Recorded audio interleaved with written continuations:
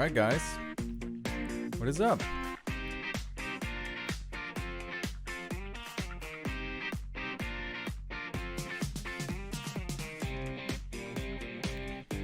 It's the first time I'm live streaming on YouTube, so hopefully everything will be going great. Not sure though.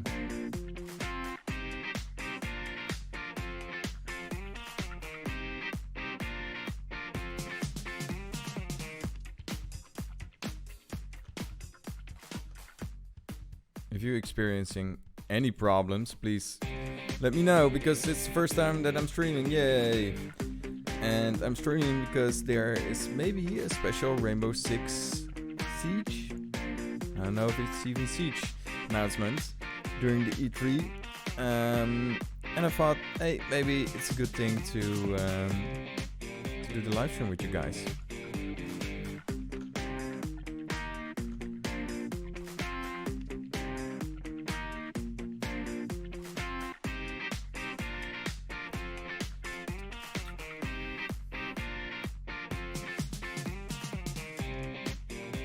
So besides the Siege or the Rainbow Six announcement, what other games are you looking forward to? Let me know in the chat. Very curious about that one.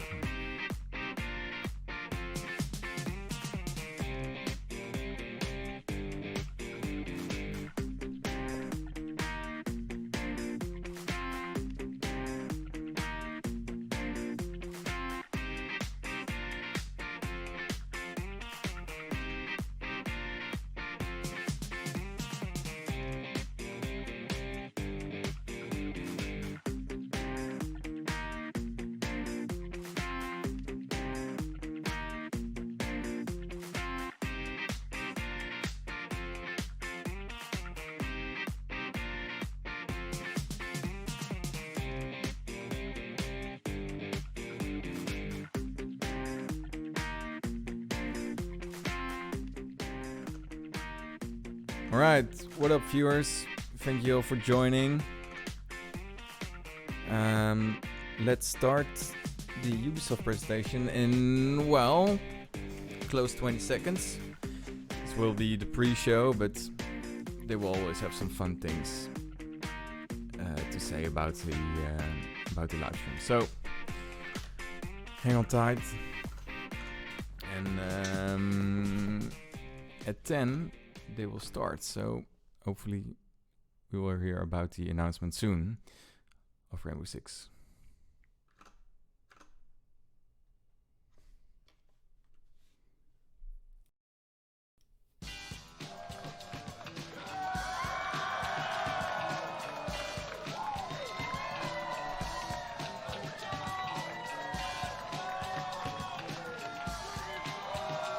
What's going on, everyone? We're at Ubisoft Live at E3 2019.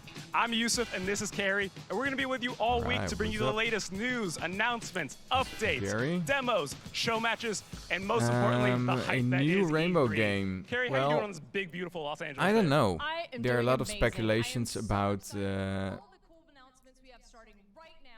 PvE kind of game. I don't know. Hopefully they will announce something soon.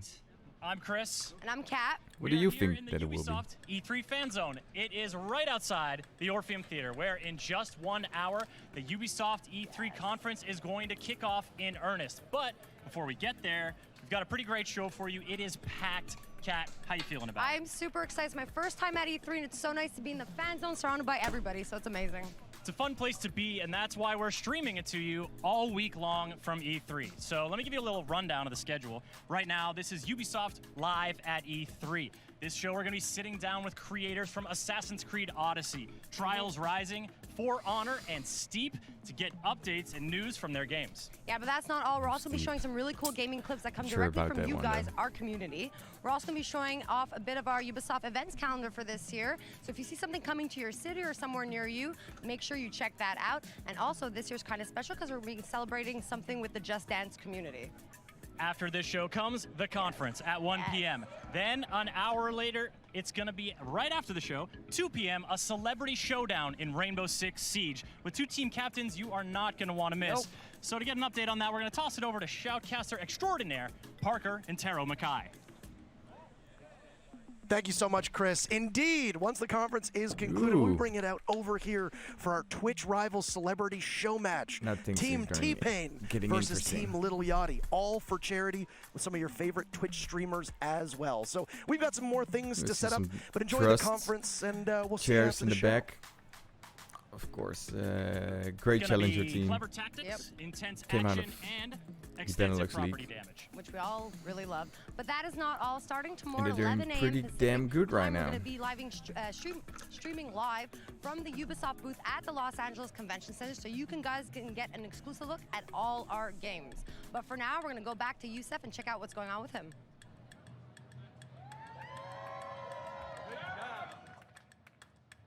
All right, y'all, we're kicking things off talking Steep. I'm here with Federico from the Ubisoft Annecy studio. Federico, how's it going?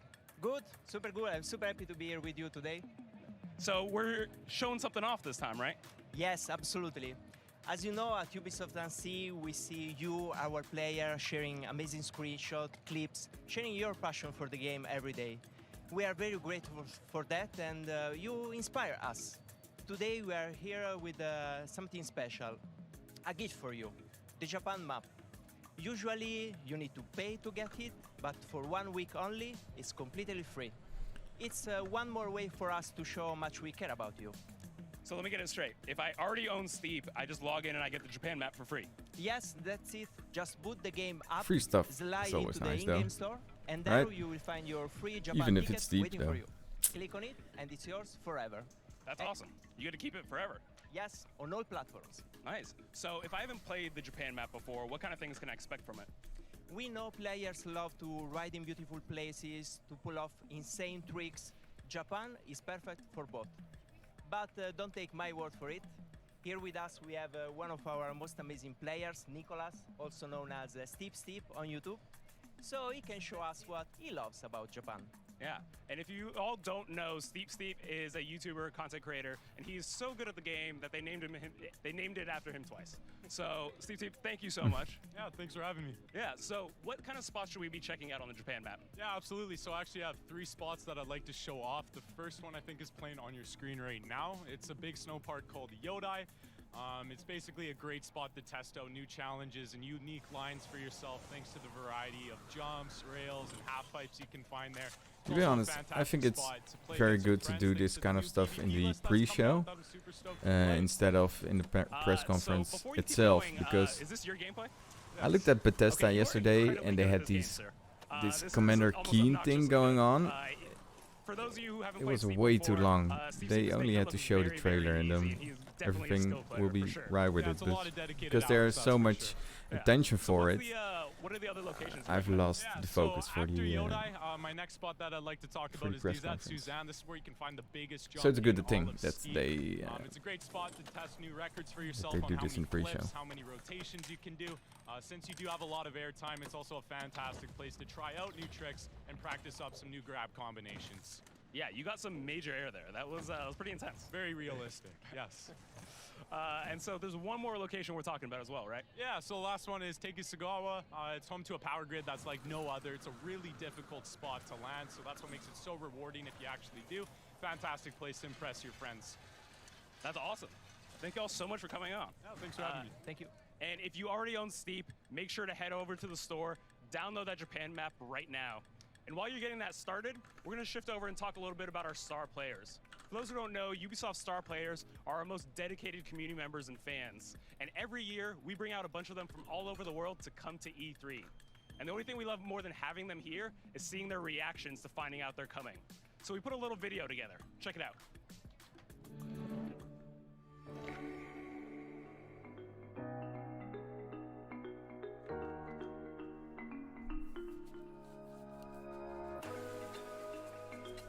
Thank you for following Ubisoft. Wait, is that like the official Ubisoft? Holy sh... Ubisoft is in here. Ubisoft, hi. Hey, how's it going, Ubisoft? Good to see you. Oh my God. Check your email, do it. Is that something I should do? Wait a minute, I'm nervous now. Check my email. Shit, I'll pin down. What is this? Shut up. What? What?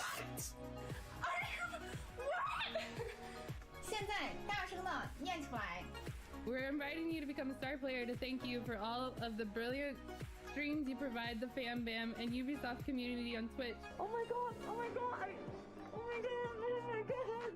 Eu estou em choque. We're all here. Chat, look!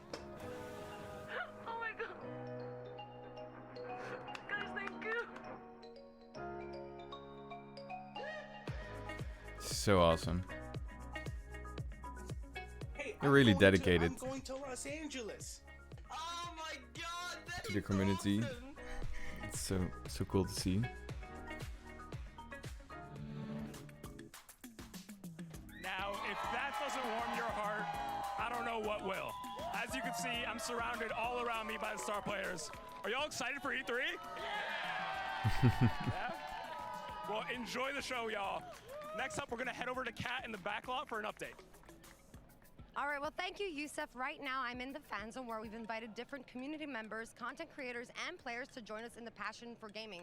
And to kick this off is Game Styling. So hi, Game Styling, how are you? Hey, I'm great. How are you? Oh, very good, very hot. It's boiling outside. Yeah. So you create custom game pads. Yeah, I create custom controllers and consoles for people all around the world, companies. So here's an example of Hey, what that's we my made. man. Oh wow, that is incredible. I'm Dutch as well. You can hear the Xbox accent. One S console with the logo, of course, and the specializations on the front. So yeah. That's amazing. How did this all start? Because I used to create custom Nokia phone cases as a kid with nail polish and glitter, and I'm sorry, guys, they didn't invite you. Started off in my basement Hopefully a couple next years year. ago, and now, you know, it's branching out through Instagram, own website, and yeah, going hard. That's amazing. What was your first one? What was the one that started it all?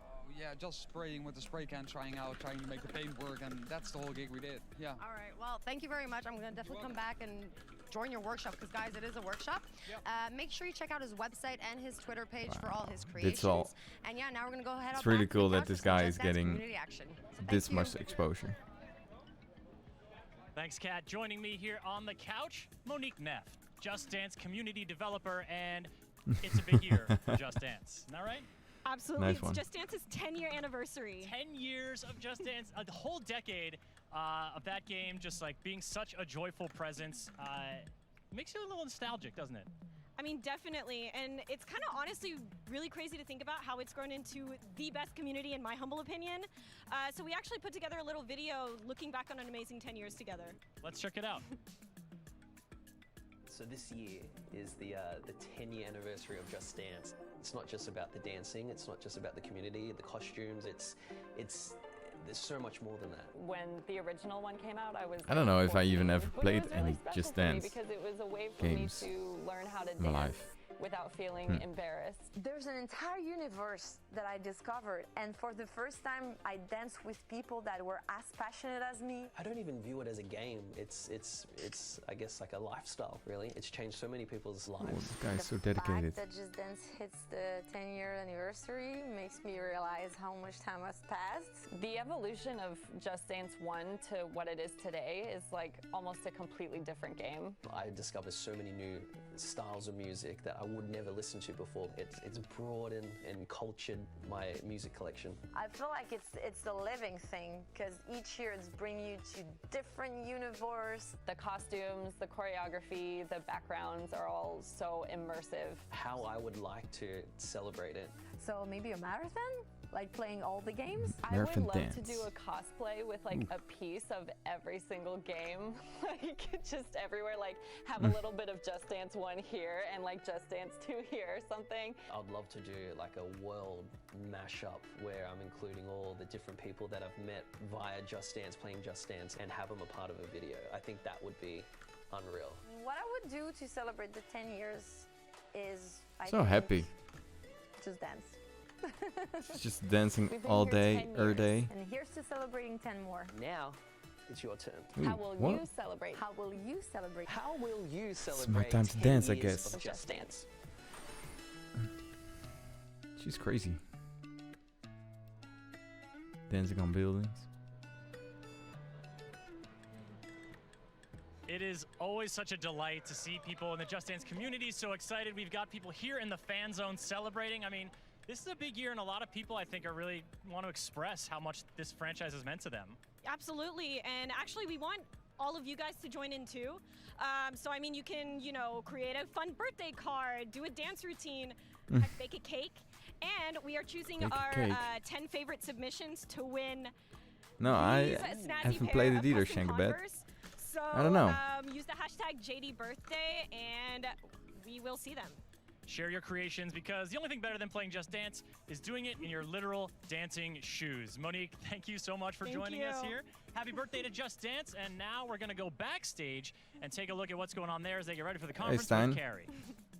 It's happening, Hap. Thanks, Chris. I'm here backstage at the big Ubisoft conference where everyone's getting ready for the show later on today. Some people are surprisingly chilled, while others, not so much. But for right now, let's go take a look at some of the moments behind some of Ubisoft's biggest E3 announcements.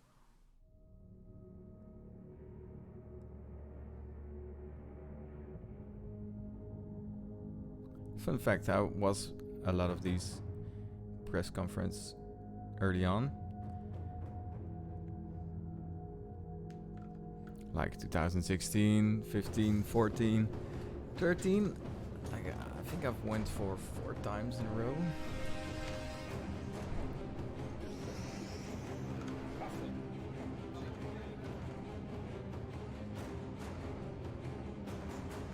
It's more comfortable without pad.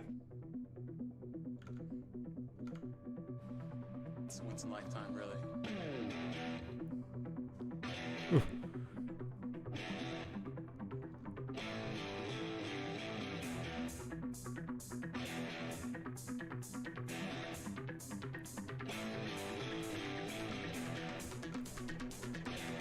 Always keeping the best for last, I guess. I don't know.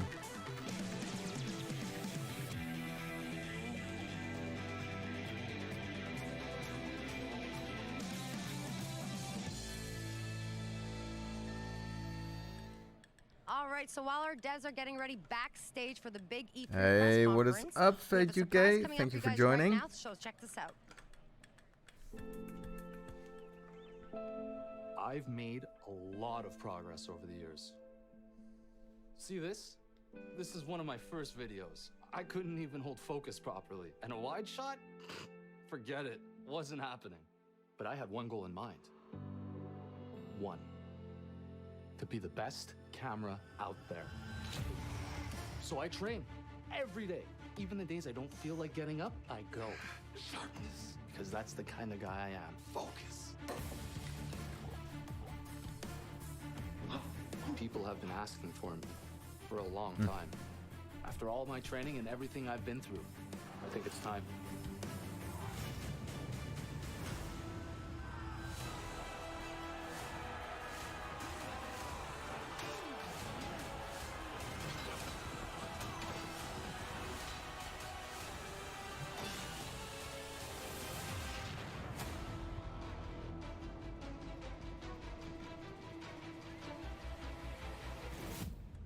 All right, well, joining me right now are Luc and Romain from the For Honor dev team, all the way from the Montreal studio. So hi, guys, welcome. Thank you. Guys, not too hot today? We're great. On the couch? No, Awesome. we're great. It's awesome. So, I loved your video, by the way. Thank you very much. It's really funny. So basically, you guys are coming out with the spectator cam.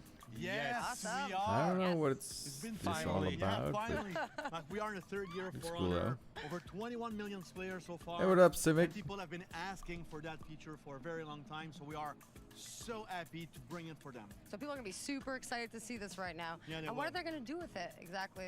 Wow, with the spectator mode, any of you playing the game at home will be able to watch their friend playing the game online. So it's gonna really improve the experience. It's gonna actually change it. You're gonna be able to follow, of course, anybody on the battlefield, but you will have access to the free camera mode. And so you will be able to move the camera freely around the battlefield and really see the action you want, the way you want to see it. So it's gonna improve the experience for anybody that's like watching For Honor competitions, and it's gonna also change it for you guys casting those competitions as well. And also learning some tips and tricks from guys who are really good. Definitely. Cool. And when can we get our hands on this? So besides the Siege or the Rainbow Six announcements, what games are you looking forward? I don't know, hopefully I'll see something on Splinter And that's Cell, really but exciting because you guys have a really I passionate don't know if community we're that I'm going to see sure something about it. I'm sure right now they're super happy. Cannot wait to go check my Twitter account after this. I know, right? They're great. Looks They really freaking pushed us in amazing, the past this. 3 years. They pushed us to bring the game forward, to cameras. improve the game at all time. We love those guys. That's so We love those guys, and so we want to continue to work with them, and we want to include you guys in the development of that feature. So in order to get feedback and to make that feature as good as possible, we will go with a progressive rollout of the feature, including more and more people from the community, to the point when we will release the feature to all of our players. So stay tuned for it. Yeah, seriously, guys, keep your eyes peeled So out this is for the first that. time I'm But live before I let you streaming guys on go and enjoy YouTube. E3. Never done this Oh, no. before. Is the Wait, live stream good for you guys? Do you expect any problems? Is the video okay for you guys? The audio, please let me know in the chat. But yeah, so what other surprises do you have for us this week? We have two actually. I knew it. One on Thursday. There's the Wires Den will be broadcasted live from the LACC, from the show floor. So it's going to be a lot of fun with some show matches during the week. And if you keep watching in the conference that will start in 42 minutes. Yep. We have something more. We have something more, and buy our t-shirt, you can maybe guess. And go Raptors. Go Raptors. Well, let's say yeah, go Raptors. All right, well, thank you guys very much. I'm looking forward to it, guys. Make sure you check it out, what they have this week, especially the Warriors Den. And right I don't now, know, we're gonna Nikhil. head back Maybe to Chris in the they fan will zone announce with it Made You during Look. the Bye. Folks, I am during the here press with artist conference. and I don't know. creator Made You Look, and I'm trying not to bother her too much because, as you can see, this is not exactly birthday party level. All right, face thank you and body guys. paint. I mean, no Thank you so much for joining, by the way. Some butterfly wings, but It's first Made You time, Look, and you guys are gotta ask joining. you, What the hell? How did you really get into this and So decide to kind. kind of up your game?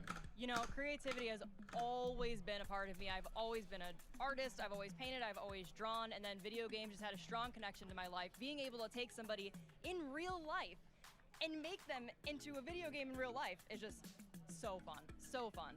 And it's turning out really well. I mean, this is an iconic image we can all sort of recognize. Assassin's Creed. Tell us about the creation and what inspired it. Absolutely. We are inspired by multiple Assassin's Creed games. I didn't want to do just Okay. one. There's so many absolutely incredible Not ones. sure Our about main source of inspiration this, is but- from Connor, basing everything in a white jacket down to all the details and highlights and shading, which is my favorite. I love shading in the paint. So weird. It's all in the details, right?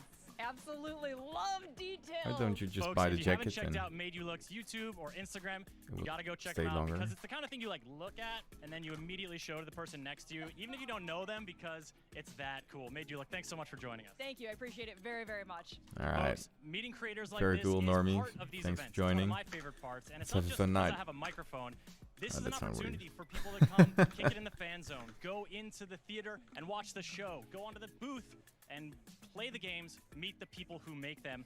And you don't just have to get here in June to LA to be part of this. Ubisoft throws events all around the world regularly, and we put together a little video showing you some upcoming ones with hopes that we'll see you at the next one.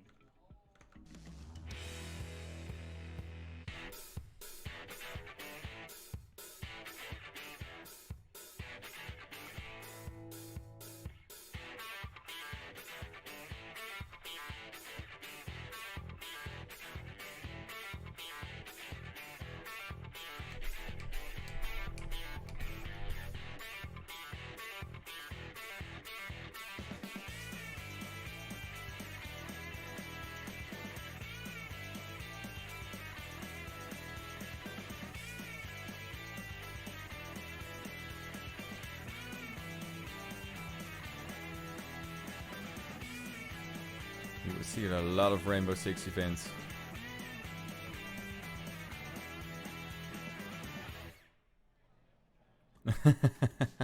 Yeah, indeed, help. There you have it, folks. Between now and the end of the year, you'll be able to check out Ubisoft games, meet other Ubisoft fans and developers at all of those cities around the world. So if there's one near you, I expect to see you there. Next up, we're bringing up another dev team. We have folks from the Trials Rising team all the way from Helsinki at Ubisoft Red Links. Where are they? Come on. Oh, we are late! Oh, for the love of God! Holy hell! The Yeah. We are here. Oh, You're I think here. we made it. Yeah, you made it. Yes. Microphone. You know how to make an entrance, Okay, that's for this sure. just happened. Yeah, the lights fell off. So, for those of you who don't know, this is John, community developer on Trials Rising, and this is Auntie, creative director on Trials Rising, and also professional clown diver. That's my job. That's a real thing. He dresses up as a clown and dives off of dives into pools. So welcome. Thank you. Hello. Hi. So Trials Rising, for those who don't know, is sort of like motorcycle parkour platforming. And you're coming here today with a new announcement, right? Absolutely. So just today, we have launched the second season of Trials Rising. During our seasons, we release a whole bunch of new content, cool stuff for our players. And season 2 is going to be even bigger than season 1. We got a lot of cool stuff this season. So instead of sitting here and kind of rattling it off for y'all, we put together a little video to check out. Hey, Tom. Good you're here.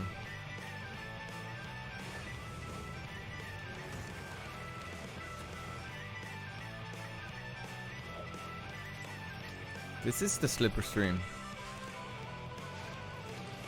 It's the dedicated E3 2019 conference live stream Slipper stream.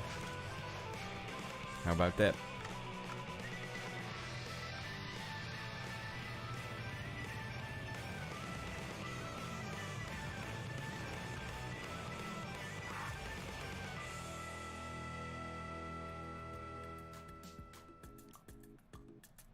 So that wasn't just a prop that you stole from a supermarket. You actually put a shopping cart in Trials. Well, actually, we stole it from the supermarket, but we will bring it back, so don't worry. Okay, fair enough. How do you even play Trials with a shopping cart? So traditional Trials gameplay is all about kind of controlling both the bike and the rider. You manage the relationship between the two of them in order to make it through the courses. With the shopping cart, it's kind of a whole new ballgame. I see the Rainbow Six You're sign. only in control of the cart, and your rider is just a passenger in the basket, and it's your goal to keep them in the basket as you make your way through the track. That's awesome. It's a lot of fun. It's out now. There you go. It's out now. No excuses. Go play it. And the thing I love Wow, this is probably not most about awkward Trials is the at fans. all. People who love Trials love Trials. Absolutely. And I hear you got a little bit of an update for them. Absolutely. So in addition to our season 2, we got a little surprise for our creative community today. We're launching a track building competition for the second season. It's going to run throughout the whole season, medieval theme to go along with the medieval theme of our season. And the track editor is a big part of Trials. It has been for a long time. So again, we put together a nice little video to kind of show what the track editor is all about and what it's capable of. Hit it.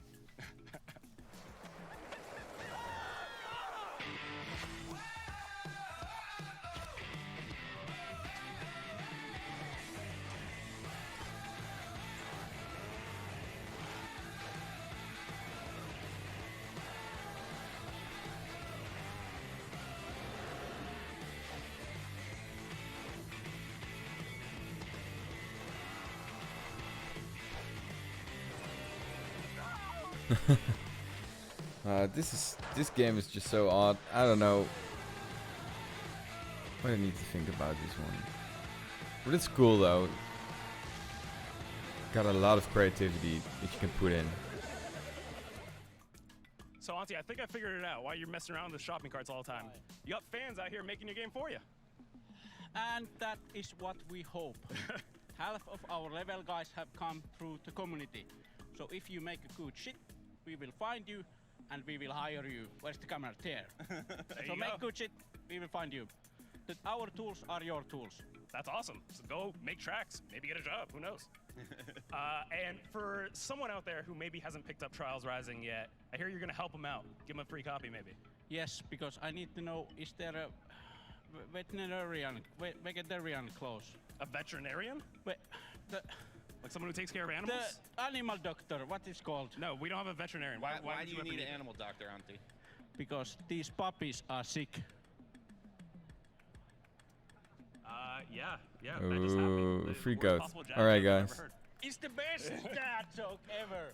Okay, well, hopefully someone got that code. Good luck to whoever gets that free copy So of Trials weird. Rising. You tell that to your kids. It's a good dad joke. Best of My luck. kids love it. Okay. All right, so Trials Rising Season 2 Motor Mayhem is out now. Go ahead, pick it up, play with that shopping cart. If you're interested in that track builder contest, head to trialsgame.com. Next up, we're heading over to Kat in the back lot. And Thank you, Yusuf. God, I love those two. Anyways, that is not our last update for this part of Ubisoft Live at E3. If you guys just joined us now, do not worry. We still have some cool stuff coming away in the next 30 minutes. The press conference itself starts at 1, and then it's followed by the something Rainbow else, Six Norman. match, the big game I don't know with what it is, T-Pain and but Lil Yachty, so you're definitely not going to want to miss that one. something else. And then afterwards, we're going to be streaming all week starting tomorrow at 11 a.m. and then on Wednesday and then on Thursday. But before we get there, we're gonna go and check out part 1 of our special edition of E3 Wow Moments.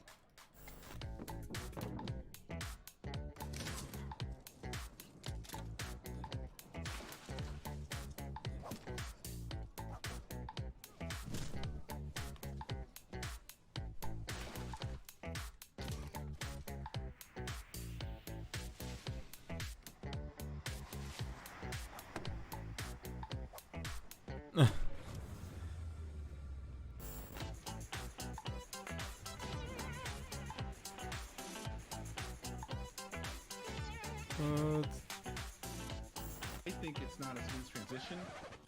It's funny. Holy hell. This guy. Okay, so I was just gonna play this one normal, but I want to show you something I just accidentally discovered because I was talking kind of loud and I heard myself through the game and I was like, how is that possible? So what I'm thinking is if I can sing on key into this ukulele, I could probably just acapella this. Niet waar. No way. Okay, this is doable. Starlight coming back on his final stock. He is as healthy as can be. And Noel, probably one good getaway. My goodness! Not again! Whoa, there!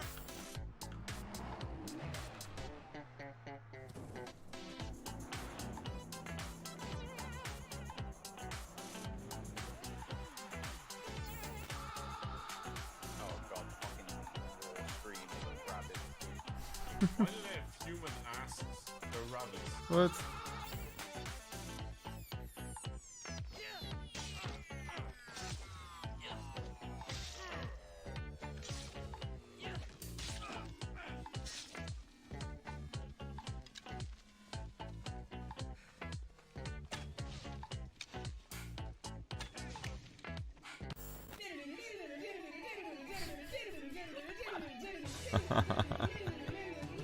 Oh my god!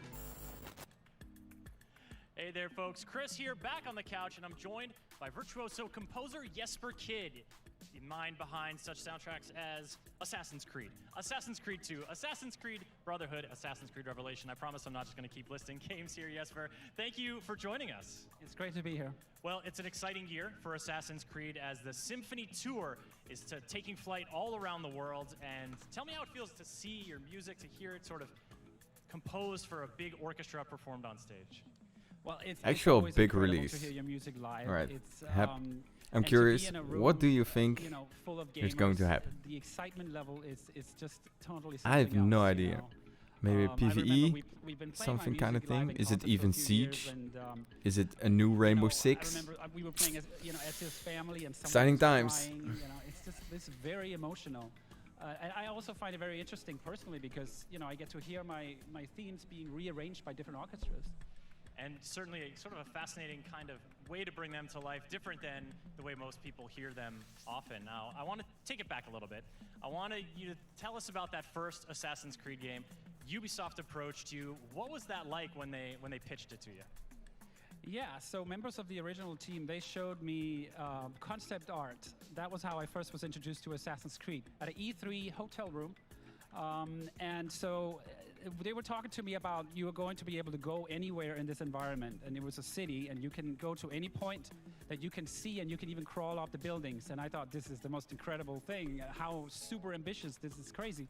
And so I went to Ubisoft Montreal, and that's when they actually showed me that they had this running. And I remember thinking, this is like the first true next-generation video game. Really? It's Only incredible. the future of the made a game, strong not positive impression something early, but else then you like get into it. You're getting into it, and you're not just a different composing game. for sort of a standalone Because game. I've It's had this an universe. interview It's with deep, the it's steeped in director, and he history. said, There's a lot "We will there." never do any What were some of the PvE things you events honed in on anymore for because inspiration?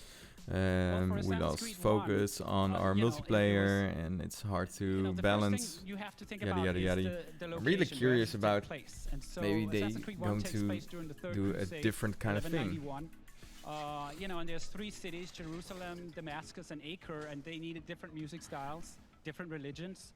And after that, they introduced me to the gameplay types. Like, for example, there is eavesdrop music. You're sitting on a bench. Or you can get up from a bench and start following your target. And so these new gameplay types I'd never seen before. We needed to figure out how is that going to work. And then there's 3 keywords that I was given by the team. War being one of them. So it's a very brutal time in human history.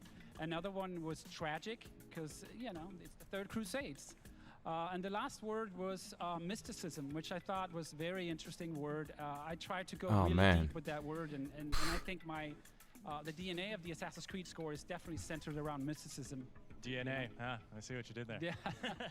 Well, the Animus is part of it too. There's this this interview whole something else. array of these different layers, right. and as you create they will be going live with the actual conference within 30 minutes. It's out of the Crusades and off to We're Italy going to see for some Assassin's games. Creed 2. We've got a little clip here we're going to sort of show you. We should take maybe a look at it, share any memories about that game, how it comes back maybe to some you as hardware. I don't know. Bethesda came with a brand new hardware kind of streaming software. So the thing that struck me most about Assassin's Creed 2, when I first saw a demo of it, was how atmospheric, and they were experimenting with romantic ideas. And I remember thinking, wow, that's really unusual. I'm going to have to write a very atmospheric score. Hey, Gaming Bro 07, thank you for joining. You think that there will be some Watch Dogs? Yeah, I've seen some leaked images of some of Watch Dogs. I needed to write it to understand the character better. And then, of course, that Watch Dogs Legion. Part of the Assassin's Creed series going forward. I mean, has it just been so exciting? How has it been to see how this series has just endured throughout the years? Well, it's incredible. I mean, I'm very honored that this theme is still being used, and especially, I see that theme as that composition, that theme has transcended its original writing, and I very much feel that it's a theme written around sacrifice, which is something that fitted with Assassin's Creed 2, but it's something that still fits the universe of AC, because all assassins go through a lot of sacrifice in order to become an assassin. They absolutely do. Jesper, thank you so much. And folks, if you are interested in checking out Assassin's Creed Symphony, go to Assassin'sCreedSymphony.com for tour dates and tickets. Jesper, we're so glad to have you here. Thanks for having me. All right, folks, we are going to keep the creativity train rolling, and we're going to go check in with Carrie. Hey, Chris, thanks. I'm over here with Oskunk in his workshop, where everyone is here creating some pretty amazing custom rabbits. Hey, Oskunk, how you doing? I'm very fun, thank you. Awesome. It's hot out here, but yeah, we're having a lot of fun. So tell us a little bit about how you got started in making these really cool looking creations. Why doesn't he wear so I'm a Ubisoft shirt? French artist. Sorry for my accent. And I started to customize some video game console 10 years ago. And then I'm doing some canvas, street art, and stuff like this. So this is my touch. I love it. I think it looks really cool. Tell us a little bit about this specific one that you've worked on today.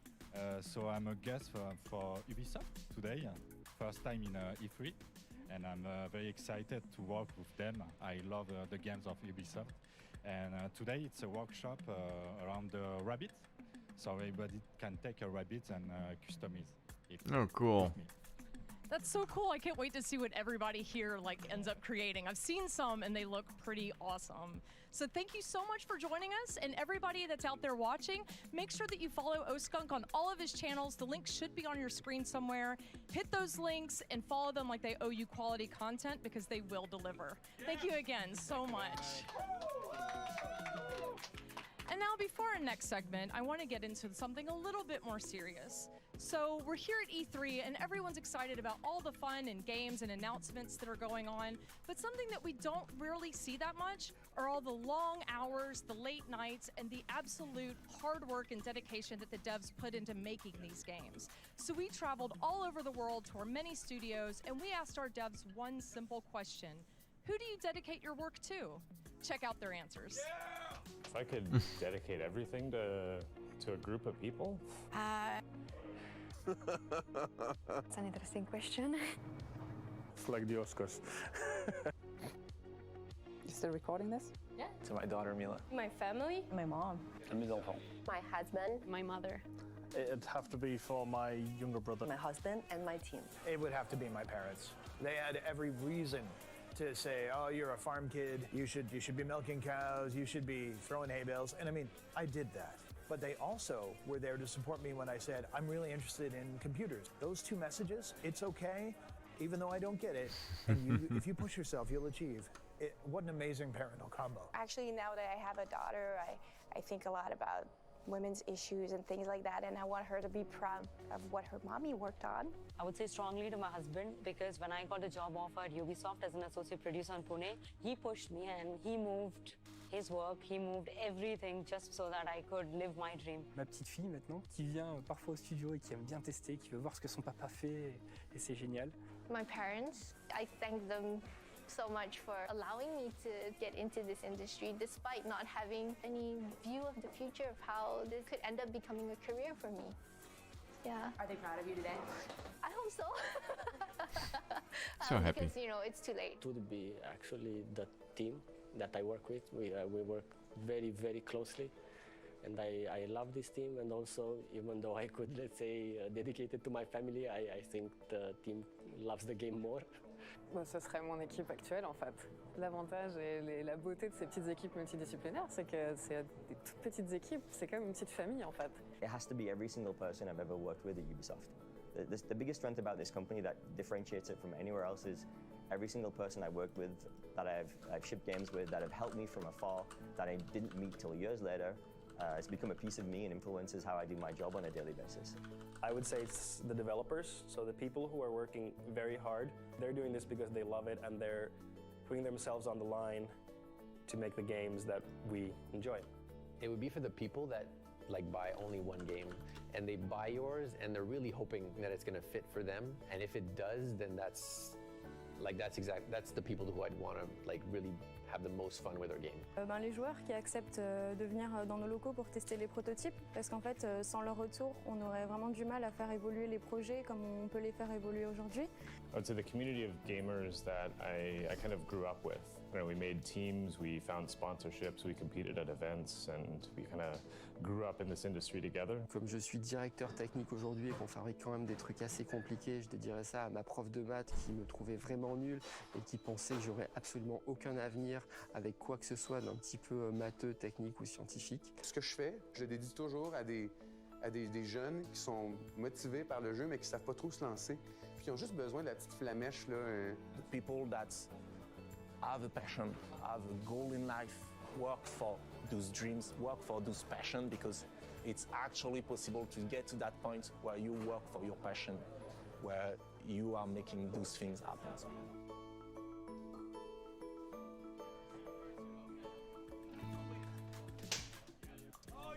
That was so awesome to see. Remember, folks, people make games, and that's what E3 is about. Not only about the games, but the people who make them. So go out today and tell a dev something that you love about their work. Speaking of the people who make games, by the way, every year at Ubisoft, we host an Only internal 90 minutes, guys. competition 19. where teams from all over the world Then we're come finally together going to to see the compete in press tournaments conference. for various games. We're talking Far Cry, we're talking The Crew 2, and most importantly, we're talking Brawlhalla also. What did Now, you the guys winners think of this about the tournament won other free press tickets to conferences E3. during this They thought they were E3? just going to come out here, enjoy the show, take in the sights, enjoy the beautiful weather. But no, we're going to toss them on a live stream. We're going to have them compete We had against the devs Xbox, who we had make Bethesda, Brawlhalla. PC We're gonna Gaming. see who comes out on I top. don't know if Square And joining me to Enix cast already this game is went, Steven but from the Brawlhalla team. Steven, thanks for joining us. Oh, thanks for having me. We're so excited to be here. We've got our teams right here EA, lined up. like They're ready to go. the Oh, kind they're of already into the Nintendo match. Direct. Oh, we are late here. Okay, so we got the red team is our champions of the tournament, the internal tournament. That's Team Tea Time versus the blue team. That's the Brawlhalla devs. We make this game. We fancy ourselves pretty good at it. And Team Tea Time is looking to prove us wrong. Just to give a little context, if you look in the top right-hand corner, you can see everybody's icon represented there. That bar goes from white all the way to red in health. The more damaged you are, the farther you fly. You're trying to Never eliminate played your this game opponents to though. score some points It's to cool. win the game. Looks like blue team has an Saw it a opportunity lot, on the but side. I never played it. All right. Oh, the dunk off the edge. Is he gonna be able to make it back? Oh, gets knocked out again. Looking like the blue team's gonna take the first stock, and that is it. The first stock goes the way of the devs. Already getting an early lead in this matchup. We were not going to make it easy on them. Even though, you know, we've become fast friends with these guys since they've been over here, but this is an all-out war. This is, you know, we're playing for real. We're trying as hard as we can to win this match. Blue team dealing lots of damage now, looking for some more finishers. Everybody's so heavily damaged on the top right, you can see, and it could go either way. Oh, yes, red team scoring a point. There we go, the big dunk off on the side, gets them on the board. They're in the positive now. Can they mount this comeback? All right, oh, they're up on the top, battling it out, looking for another ground pound. Our Ragnar's gonna sneak by. Oh, another big hit. All right, oh no, and a fall to the death, and that is negative points for our Brawlhalla devs, losing it out there. All right, we're making some noise out here. This is all right, we're having a good time. All right, blue team, little team damage there. Team damage is on. It's still a close match. Looks like all of our Brawlhalla devs are in the positive. So far in the lead, we got 2 minutes left in this game. Can Team Tea Time come back? Let us see. Oh no, more team damage. Not the way to do it there. Gonna need some big hits, secure some KOs. This game is getting close though. All right, caught in the cloud, thrown out far. Yes, oh wait, is that enough to turn the tide? I'm trying to do the math in the corner. It's got negatives. This might be above my pay grade. We'll have to see at the end. All right, but this is gonna be close. We've got 1 minute and 45 left. We came out here. Oh, what? Okay, nice cleanup on the side. Slashing his way through his opponent. Taking another stock for the dev team. We wanted to make this as hard on them as possible, so we would have all the fun here. God. Oh, what? Okay, that bomb made it through. Nobody got caught up in that. Items are live on this one, too. So there'll be bombs and spike balls, all kinds of items you can throw around. Off on the edge. Can blue team get the KO? No. Looks like our red player is going to make it back up through, but not before getting thrown off again. Oh, double KOs coming out. Scores flying up. People losing their lives left and right. We've got 1 minute left in this game. Can red team come back? I don't even know the score. It's so close. Oh, we got some support for the devs. But Team Tea Time, I'm on Team Tea Time's, you know, side right here. A little bit of the underdog story, but they're coming back. They're doing some work. It's so clean. You don't see any name titles or anything. Pound. Knocked off the side of the Ken. Oh, yes, that's a good bomb there. All right, a couple more big hits. Looks like we got one dev deep in the red on a stock.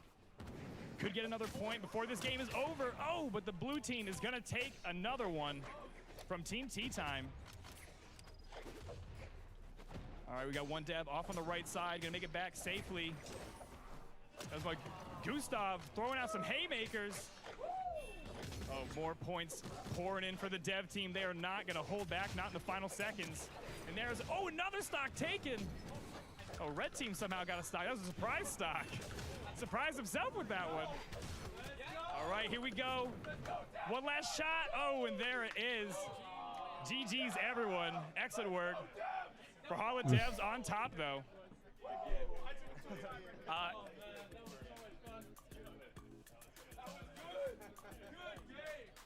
That was a great match. Steven, thanks so much for casting. You do an amazing job. And congrats to the Brawlhalla devs. Who would have thought they'd be so good at the game they make? But you know what? Team Tea Time gave them a run for their money. So congratulations. And if you fancy yourself a talented Brawlhalla player, head to the Ubisoft booth on Tuesday at 5 p.m. There'll be an open tournament where you'll get to challenge the devs yourself. Let's see who can do it. And you know, we're out here, we're competing, but it's all about sportsmanship. You saw that handshake. And remember, folks, anytime you're playing games, it's all about sportsmanship. So we got a special message for you from the master of video game etiquette. Check out this video. Who's shooting? Who? What are they doing? Come on, man. I'm dying. Damn. You got me again. I'm bleeding out. Hey, you guys hold on. I gotta do something. Yes, I'm Ice-T. I'm sure you've heard all those stories about me, and they're all true. Now, you guys know video games are for everyone, and we need to keep a safe environment for the enjoyment of all. But not everyone's cool like that. So let's run some stuff down and see how smooth you handle certain situations. Question 1. You're playing PvP, and you get smoked by another player and he starts talking smack to you. So you A, do nothing, you'll get him next time. B, camp and only try to kill him the entire next game. I think B. Or C, work on your game plain and simple in practice. A and C are right. Camp is for noobs, and I don't think your team's gonna be too happy about that. But listen, there's a difference between some friendly trash talk and being a toxic dick. There's nothing wrong with hitting your guys with a little smack, but saying good game doesn't cost you anything.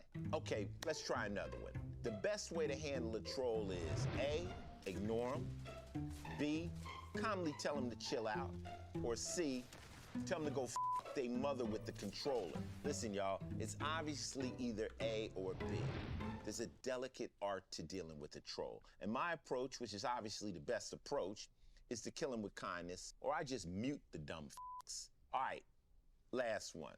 You're in a game, and over the chat, It's funny. you hear a Like the voice media that team of doesn't Ubisoft. quite sound like you. So you A, stick to normal cons because video games are for everyone. And what's it to you? B, focus on your own damn game and mind your own shit. Or C, show some motherfucking respect because I'm sick of hearing all that sexist, racist, homophobic bullshit from a few punk-ass motherfucking dumb f***s out there trying to ruin this shit for the rest of us. I knew you'd pick C. Good job. I think we all learned something today. And by the way, team killing is for assholes, and talking shit to your own team members is some super asshole shit.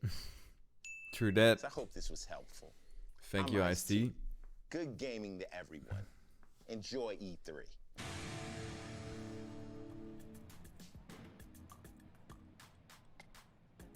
All right, guys, well, here at Papa Ice-T, do not be a toxic dick. So right now we're at the bittersweet moment where it's our last update before the big E3 press conference. Joining me for this is Ellie from Ubisoft Quebec, the studio behind Assassin's Creed Odyssey. So hi, Ellie, welcome. Hi. How are you doing today? I'm good, thanks. A bit warm. Yeah, tell me about it, I know. Anyways, so yeah, you guys are really deep into post-launch right now, and you're gonna be revealing something new to us today, right? Yes, so all of us at Studio Quebec have been working so hard on all the post-launch content, and we're really excited to show off some new Right, features guys. today and 10 reveal some minutes. stuff. So I could keep talking to you about it, or Can't we could wait. show a video that I think will do a much better job. Awesome, let's roll that. Hopefully the Rainbow Six announcement will be good.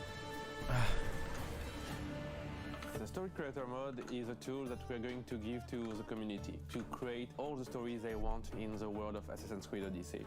A story is a succession of quests that you can set up pretty much as you want. We have a wide variety of objectives to choose from. You can add characters from the main game, as well as write your own dialogues and share them with the whole community. You can pretty much write whatever you want within Story Creator Mode. The dialogue tools are actually based on the ones that we used for the main game. You can create branching narratives, you can role play. We know our community is quite Do they creative. do I think whether Siege is you're fucked? into art or writings or just very I have no curious idea what about you're saying how right now. games work, Story Creator Mode can appeal to you. There's so much potential and there's so many different Good. objectives Thank you for joining, and Hecto. possibilities with the dialogue system. So really get deep into those mechanics and see just what you can actually create. The entire community is going to make us dream, make us cry, make us laugh. We're pretty sure that people are going to surprise us. I'm really excited to see what the community can actually come up with. I'm excited to see the variety of quests that they will make and the stories that they can tell within the world because there is so much potential there.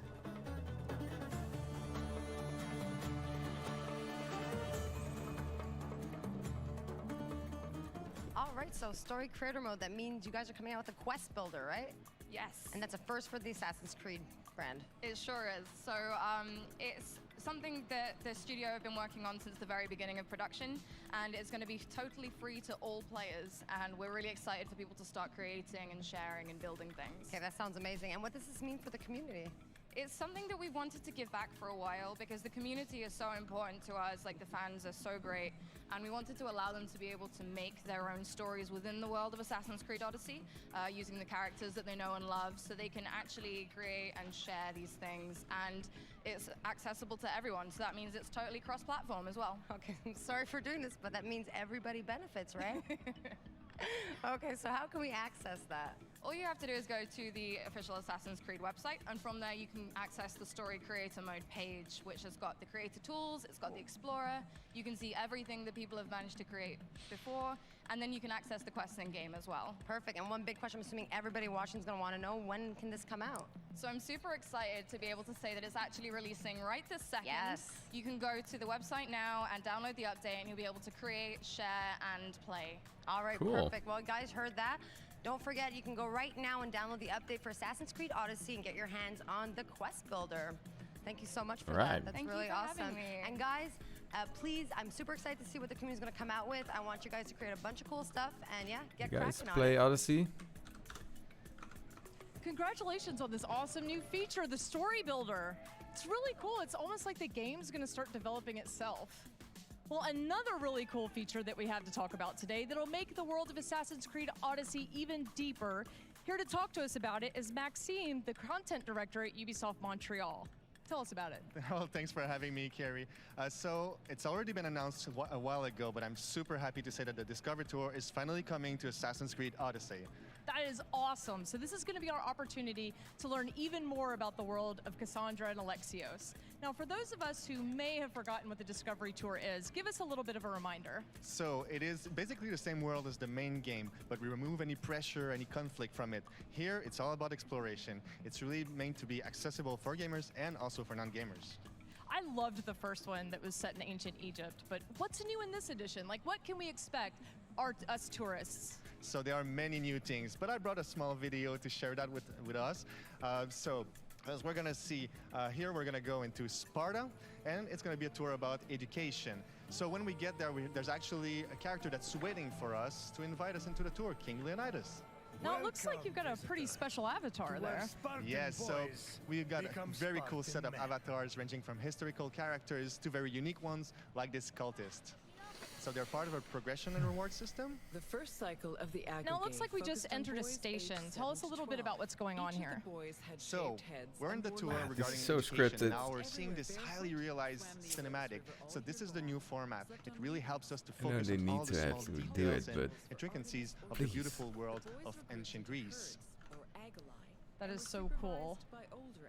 I love how Assassin's Creed puts history into the game. So okay, so Leonidas is waiting for us at the end.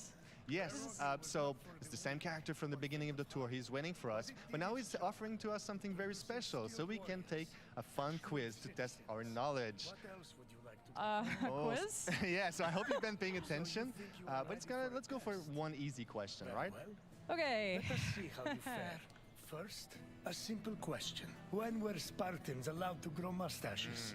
Mustaches. Yeah, tough question. I'm going to say 10. I feel like Spartans could grow the man scruff at 10. I feel like that's a thing. Let's try that. We Spartans are impressive, but not even Well, it's we not can punitive force anyway. Try Content it. is drawn from the full tour, so it's all right. Well, let's try something else. All right, I'll go with 30 this time. We'll say I feel like that. Once a there you Spartan man go. was I am the over 30, smartest. That's a good answer. Nailed it. with a glorious display Okay, of so manhood. this looks Impressive, amazing. visitor. Tell us You how should and be when the players can access this. So the Discovery Tour will be available this fall for all Assassin's Creed Odyssey owners for free and also as a standalone format. Well, thank you so much for joining us today and telling us a little bit about the Discovery Tour. And a huge shout out to the team at Ubisoft Quebec for creating these two amazing features, the Story Builder and the Discovery Tour. Thank you again, Maxime. Thank you, Carrie. Also, if you're curious about the Discovery Tour, please ask your questions on the Assassin's Creed subreddit, and we'll answer as many as we can this Wednesday on a live stream at 11 a.m. Pacific time, along with the Story Builder. It's an amazing time to jump back into the world of Assassin's Creed Odyssey. Now, for those of us who are just joining the live stream, the conference is going to start really soon. But before we wrap it up and jump into the theater, we have one more amazing Wow Moments compilation for you. Now, these are the best clips that we received from you, the community. So hold on to your beards, mud flaps, butts, whatever you got. Go for it. Oh my god! Oh my god! Get the kill! Right next to the kill! Get it! Oh my god! That was nasty!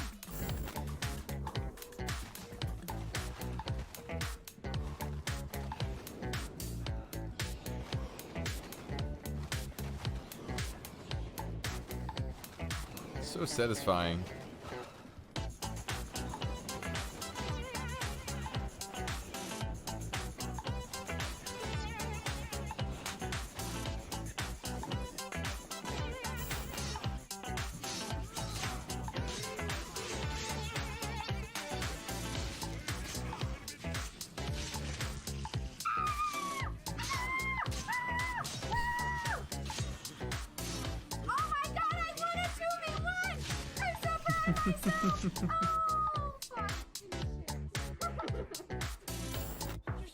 Hi, Bean. I'm Bean, creator of Wikipedia. You know, Wikipedia. shop for maps and... Simon. Ooh, Walker.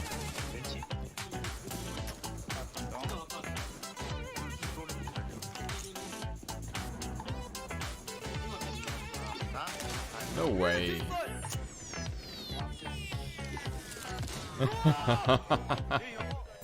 Wow.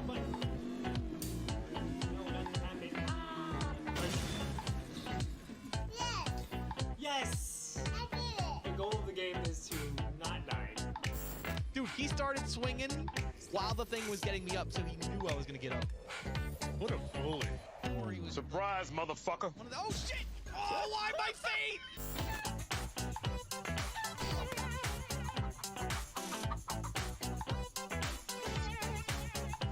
Walker is the GOAT, indeed. He's dedicated his life to the live streaming right now, so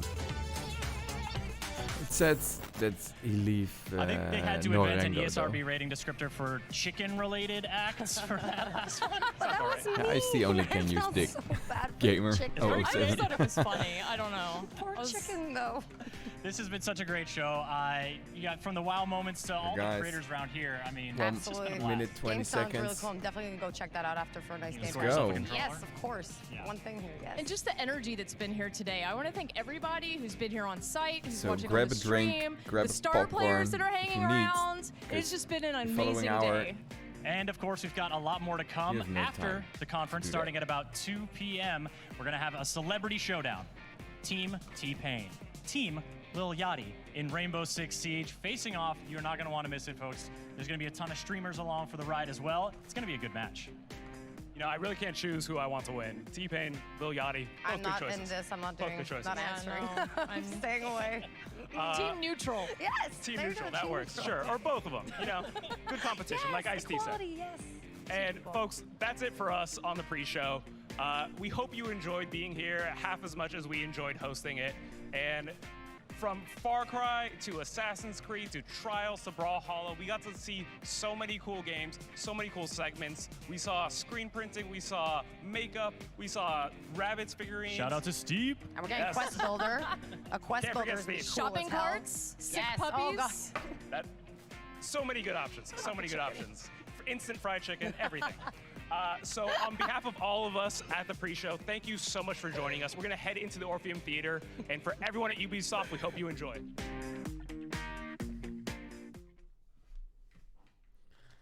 All right, let's get it started, guys.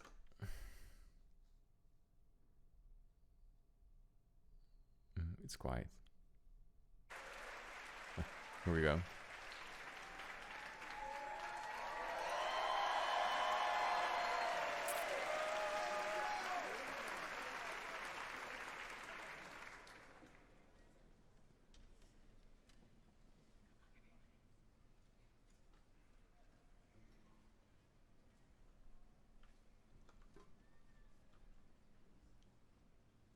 Okay.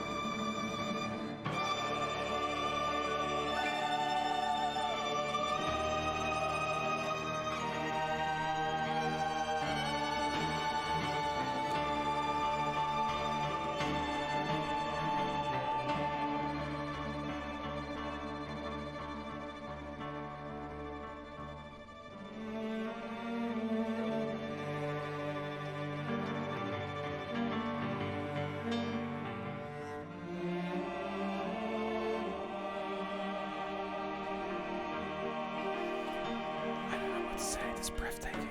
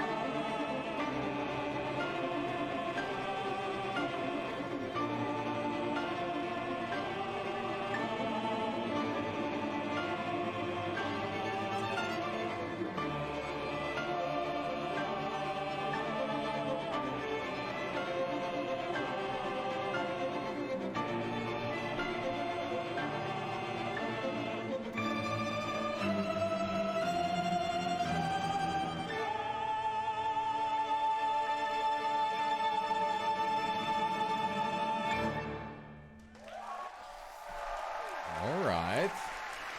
It was pretty cool.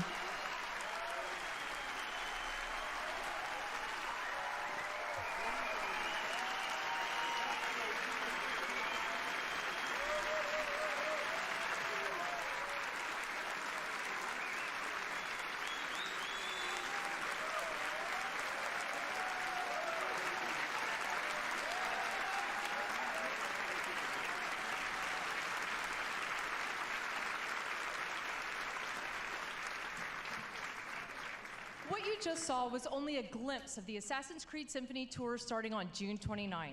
Imagine an 80-piece live orchestra and choir playing the iconic themes from Assassin's Creed while you relive some of the most memorable moments from over a decade of Assassin's Creed in an immersive experience. Check out acsymphony.com to learn more. I mean, excellent music, great performances, goosebumps. Not to be rude, if you like but those they things, I need think those shows stylists are going to be for these you. kind of But, things. of course, there's one show that we all came here to see, the Ubisoft E3 conference. That's true, gamer. Just about to start Hey, here Freedom the at Gamer. Orpheum Thank you for Theater joining. in Los Angeles. Now the house is packed. And to give you folks at home an idea of what that feels like, can I please hear the balcony people make some noise?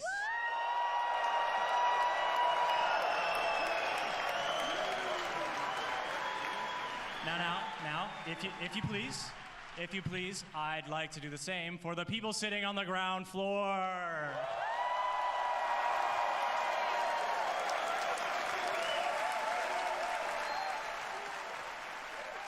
Well, the excitement is here, folks. We hope you're feeling the same way there. From everyone at Ubisoft all around the world, please enjoy the show. Alright, let's go. Let's show them some games.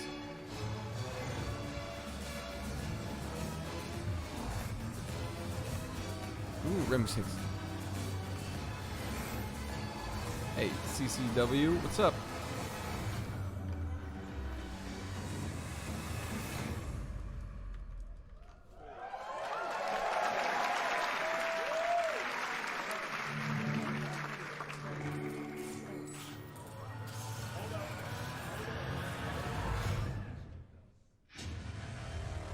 London. Greatest city in the world. Well, used to be. Now it's a right mess. The government's fucked off. Extremists are grabbing power. Organised crime slicing up the boroughs. The war dogs are out. And freedom's a bloody joke. But this ain't their London. This is our London. And there's a new power growing. It's all of us, together. We're building a resistance, one recruit at a time. What's my favourite operative up to this evening? And no, I never say that to the others. Scouting talent, Bagley. So gob shut, eyes peeled, yeah? I have no eyes, and if I did, I wouldn't peel them. So, English. Everything.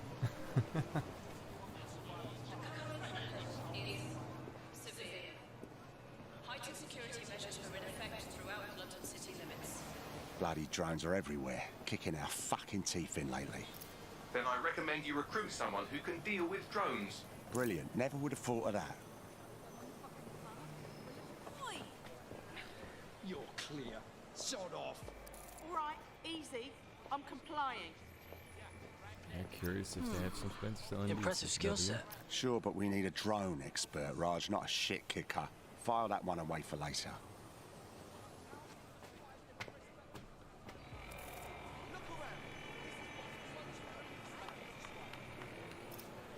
Are you concerned about the increased Albion presence in London? It's a total disgrace. Mercenaries patrolling the street. Yeah, it's the new Watch Dogs. I ain't done nothing. Come on, you shifty prick, hurry up. Well now. Jimmy Shaw. No formal engineering training, but he has several mischief charges for hijacking Albion drones. Hold still. Fuck you, man. You got no right. Fucking hell. We find our drone expert and he's about to get himself nicked. I'm dead set. Get out of here. Riot drone! Keep your hands visible. Best not to escalate if you don't... Oh, just ignore me. Prepare to be detained.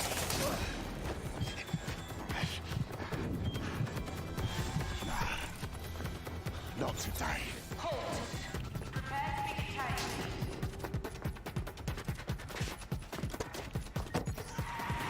Auto-drive now disabled. Really impressed with the new graphics though. Chase drones converging on your But position. I think it's a good thing that they show the real graphics and not the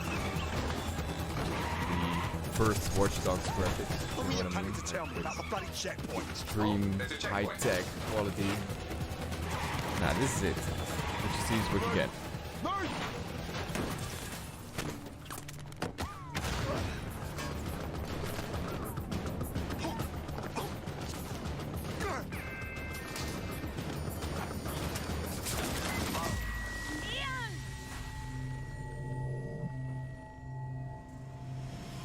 Fuck! We lost Ian. He's gone.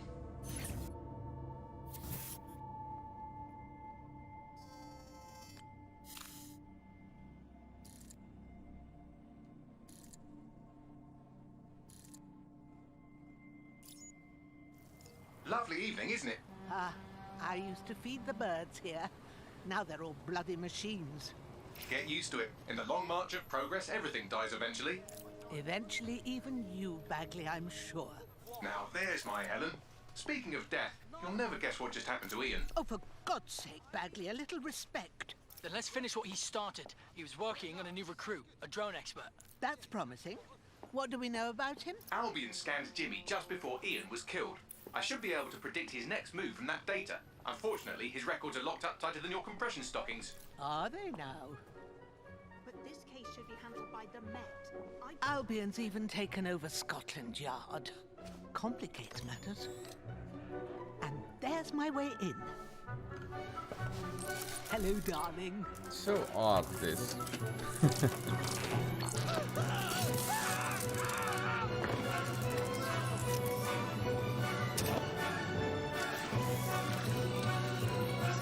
Time to go. They'll be on to me.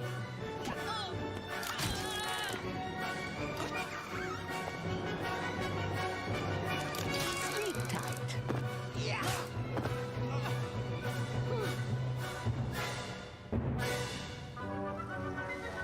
The files you stole indicate that Jimmy's gone to Camden Market. Let's get someone over there, Bagley. Chop, chop.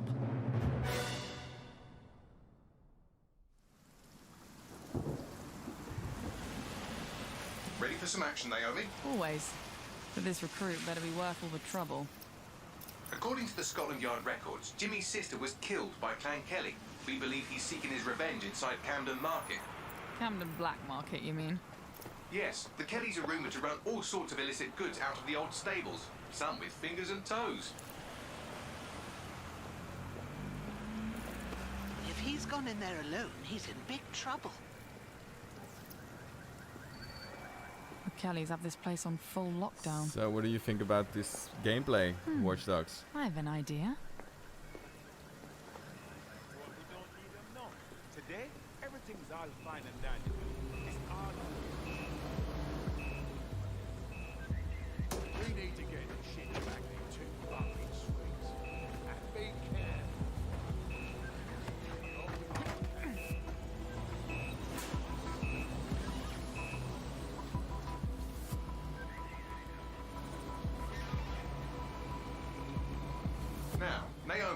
already lost one operative, so try not to get killed, or we'll be in the red for the day.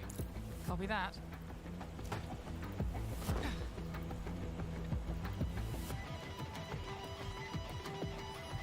Huh? What the hell? Is this a meme? This better be a joke or I'm snapping.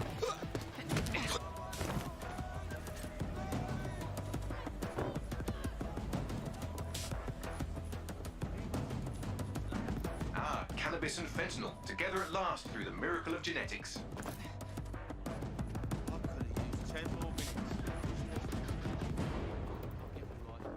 The Kellys are moving loads of weapons out of here. And not your typical back alley shanks. Okay, 3 different Stables. opinions about it. It's That's human good to hear. trafficking. Found Jimmy. Cheeky shit. Fuck you. And here we thought he might be in some sort of trouble.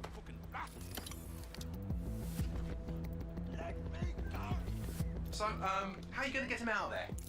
Lots of hugs and kisses.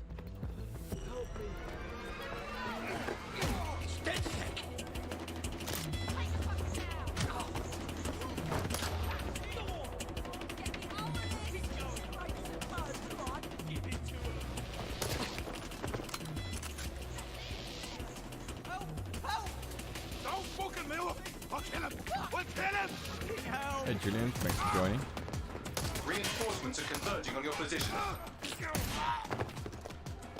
On your feet, mate. Well, wait a minute. Are you dead sick?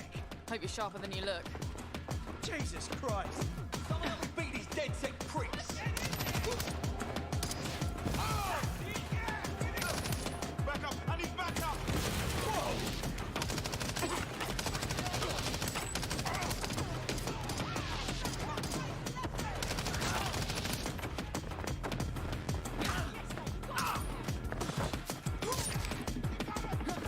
Does the rolling help?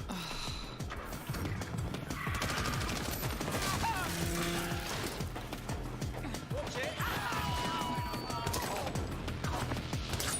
Shit!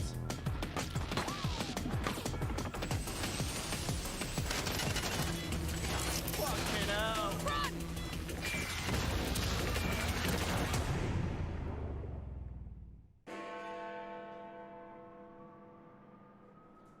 Long gameplay for Well, you, we though. showed those fucks, didn't we?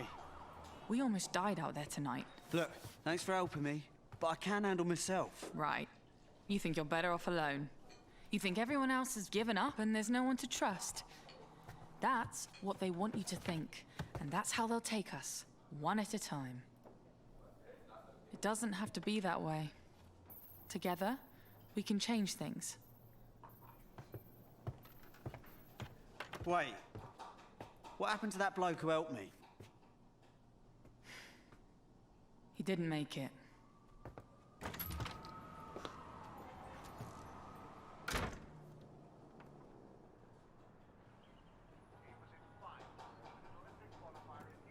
Fuck it.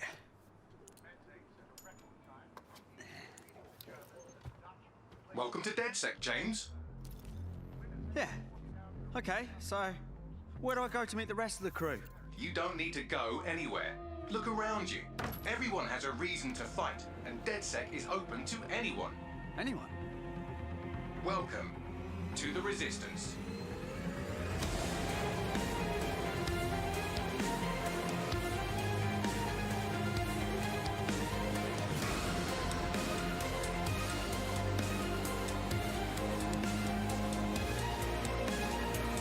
Yeah, they're indeed showing everything.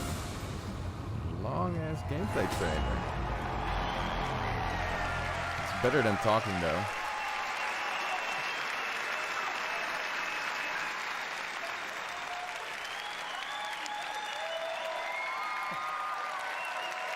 Thank you.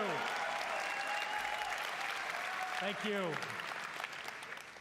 Guess I'm going to make you all wait so long, I should really knock it out of the park, huh? I'm Clint Hawking. I'm the creative director of Watch Dogs Legion. And for the past few years, the team and I have had the privilege to work on a game and an innovation that we are very proud of. Watch Dogs Legion is set in London, one of the greatest cities in the world, and it's had a massive influence on all of our culture for centuries. Today, with Brexit, London's at a turning point. It's hard to predict what the future holds for London, for the UK, or for the world. But history has proven time and again that where London goes, all of us go together. In our near future, London is facing her downfall.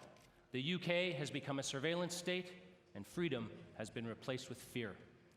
Armed drones patrol the streets, deportation squads rip people from their homes, and Granddad is using crypto to buy a new kidney on the black market. But Londoners never surrender. Their resilience and determination is an inspiration to us all, and they are the heroes of our game. All of them. In Watch Dogs Legion, your mission is to build a popular resistance to fight back against the emergence of an authoritarian regime. This means you don't just play as one hero, but many. And in Watch Dogs Legion, you can recruit and play as anyone.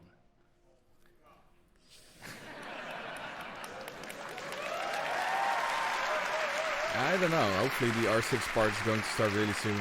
No, they haven't showed anything. In our game, every Londoner is fully simulated with a persistent life and relationships, and anyone from the entire population can be recruited into your team. Find them, profile them, hack into their lives, play their origin mission, and win them over to your cause. The heroes you recruit are all unique characters with different backstories and personalities, fully voiced and animated, and they are the stars of your story. Every cinematic in the game will change depending on whether you're playing a former MI5 action hero, a 70-year-old granny you saw feeding pigeons in the park, or anyone in between. However you want to play, whoever you want to be, Watch Dogs Legion lets you be that. You want to make a team of classic British spies? No problem. You want to be a crew of street-savvy kids from the council block? Do it. You want to go hipster, body mod, Afro-punk, gangsta? Awesome. The women of Bletchley Park? These ladies fucking invented hacking! Ooh. Language. Play as Anyone is the innovation that transforms a story about freeing London and the world from the grip of tyranny into a game about the heroes that live in each of us. Because being a hero isn't just a job for someone else anymore. It's a job for everyone. So on behalf of the Watch Dogs Legion's team here and around the world, I hope to see you on the booth. Thank you for your time, and welcome to the Resistance.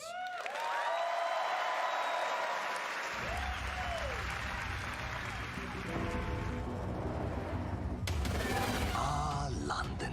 Damn, another Had a good run there for a while. Now it's all right. It's time to dedicate to Watch Dogs. Bombings. And people thrown in cages like animals. Oh, and who could forget the killer robots everywhere? So yeah, that's all gone a bit shit. It's up to us to take our city back. Thing is, we can't do it alone. We need to recruit a resistance. I know what you're thinking. Where do we start? Open your eyes and take a look around. Look here. Look at him. No, not him. It's indeed non-Christian, though. Former MI5. Duty never ends. He can get anywhere and erase anyone. See her? Let's kick those bastards out of London. She got kicked out of Oxbridge Robotics School for teaching him to reproduce.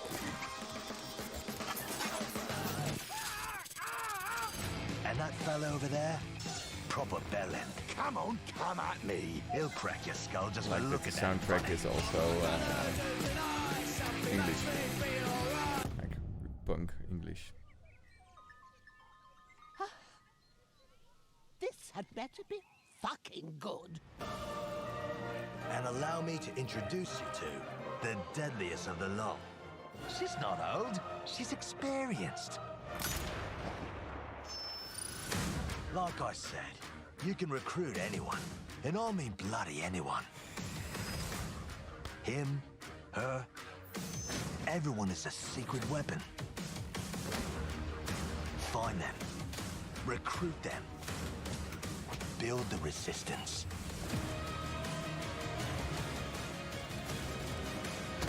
Let's unfuck this world.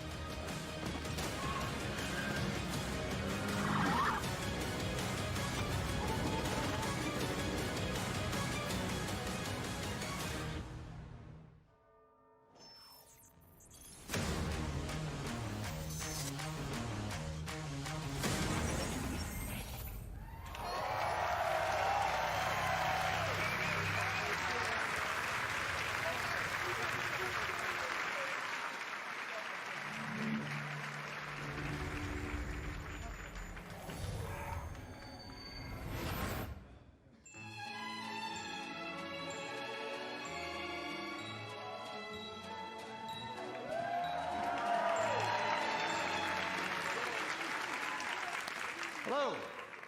My name is Rob McElhenney, and for the past 14 years, I have been making a television show called It's Always Sunny in Philadelphia.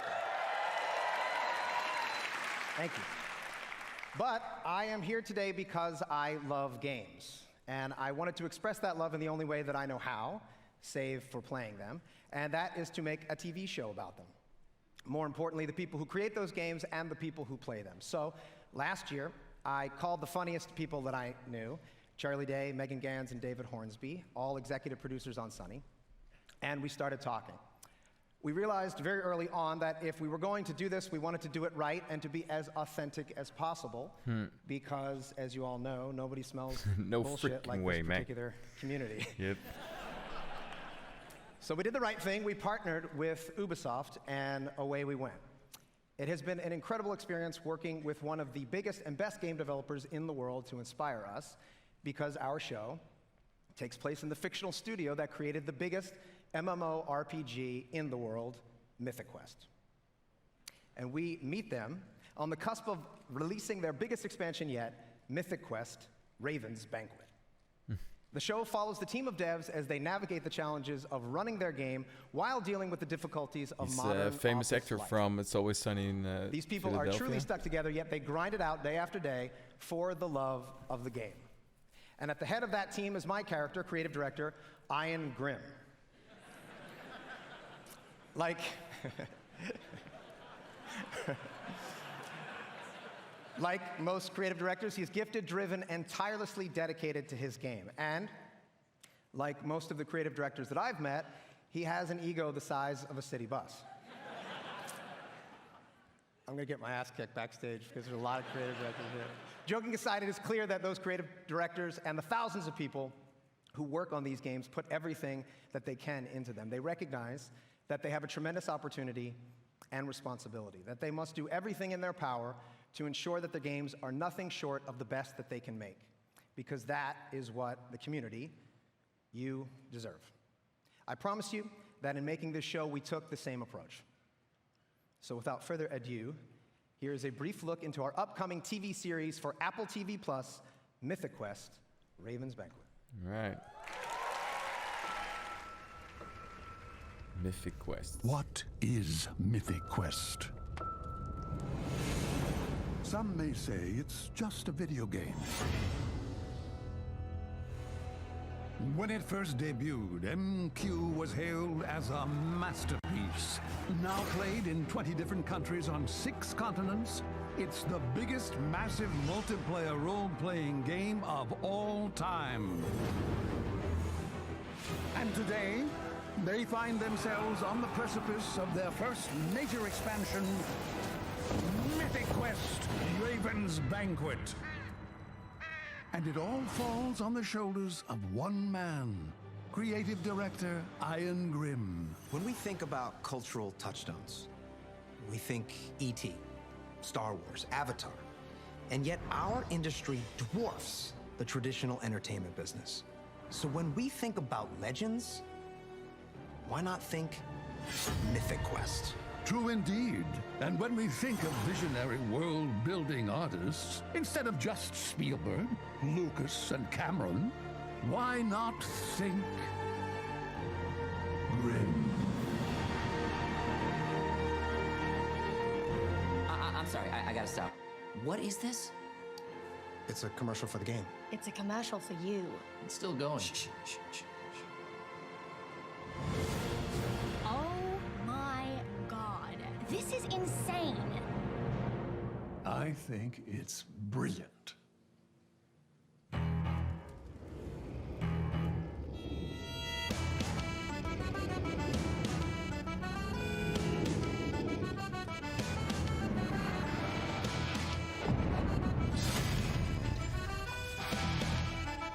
The trailer doesn't make any sense at all. So weird. Here we go, guys. Hey there, my name is Parker Intero Mackay, esports caster for Rainbow Six Siege. There are so many exciting things to come in Year 4. In-game events, map reworks, playlist updates, a roster of 52 unique operators, and of course, a thriving esports scene. Starting tomorrow, you'll be able to enjoy our 13th season, Operation Phantom Sight. This major content update brings 2 new operators to Team Rainbow, Nook and Warden. After this show, be sure to stick around for an intense celebrity match starring T-Pain, Lil Yachty, and some of your favorite Twitch streamers for the Twitch Rivals Celebrity Show Match. But right now, here's a glimpse of the new season in action. Thank you, everyone, and have a great E3.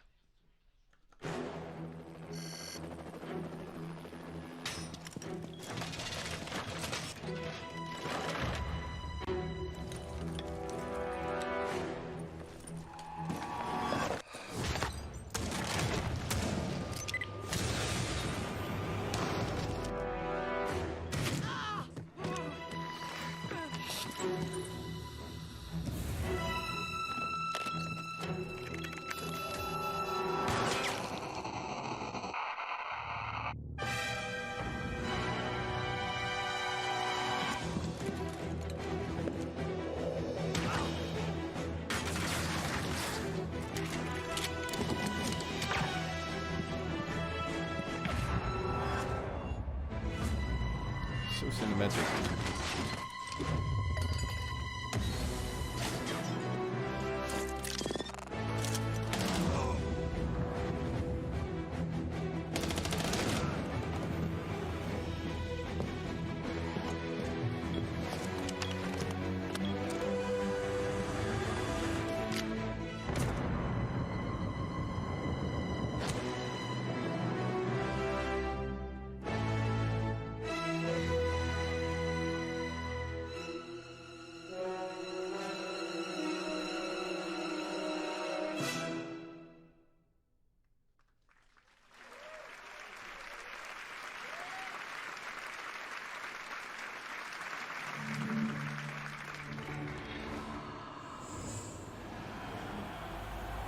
Hopefully this won't be the only thing that they will show on Rainbow Six, but Come on. I don't know.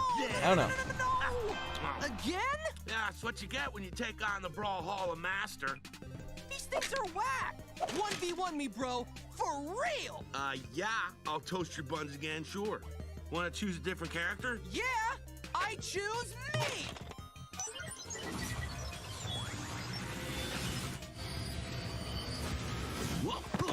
Yeah! Woohoo! Brawl Jabraic!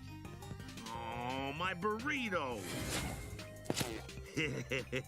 Whoa! It's those guys from the game! What time is it? Adventure time!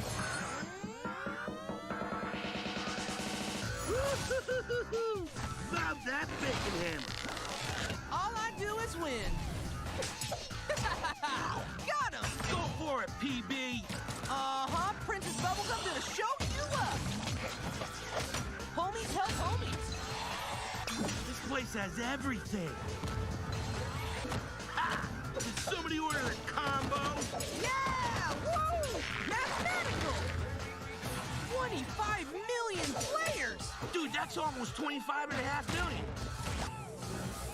Oh, snap! Look out! Bacon pancakes, making bacon pancakes. Brawlhalla? Brawlhalla? No, man! Brawlhalla! I don't know, gamer. Oh. Hey, welcome to Brawlhalla! This game is think there will be more.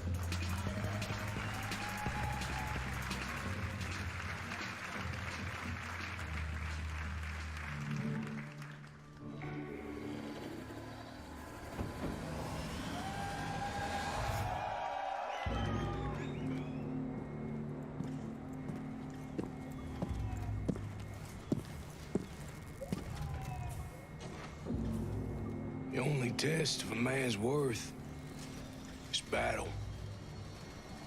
When those rounds come screaming past your head, you're gonna learn if you're hungry enough to take that victory. And we're going to battle with the soldiers that we used to be. Ghosts. And you better believe that they are hungry too. Once upon a time, some of these ghosts, they may have been your friends. And there is brotherhood. But then there is what the world needs. These ghosts, they are the past. They still serve the machine that we left behind. And right now, for the future, the world needs us. I'm honored. I'm honored to be here with you tonight. And as you head into battle, with that mean look in your eye and those bad intentions in your mind, remember this. You are the few with the courage to make history. You have the desire to take victory. You will be on a battlefield full of ghosts, but only you have that hunger. That hunger that makes you wolves.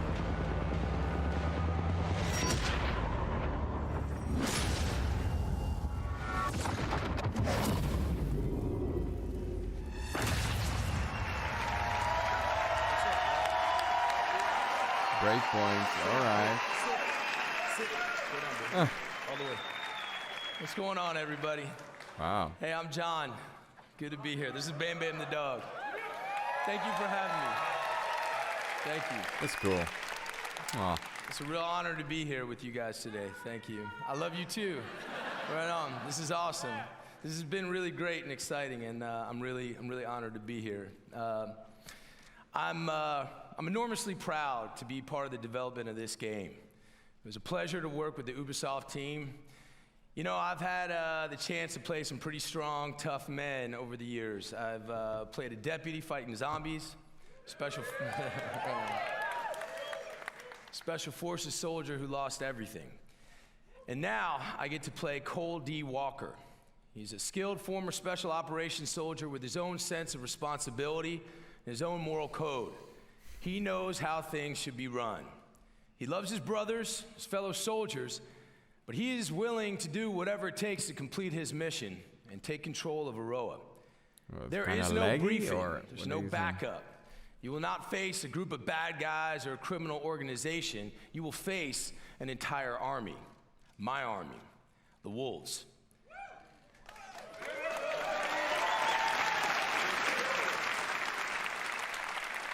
We've got the numbers, we've got the organization, and remember, we trained alongside you. The weaponry of a fully operational special ops detachment. Trust me, there's an unparalleled arsenal of high-tech weapons in Aroa. So if you think you have what it takes, strap on your boots and you get ready to take on the Wolves and take on me. See you in Aroa. We'll be waiting.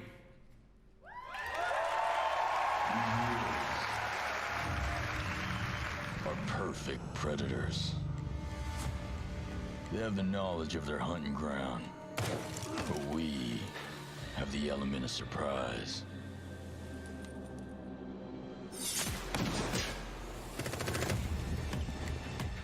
They have the technology, but we have the skills to even the odds.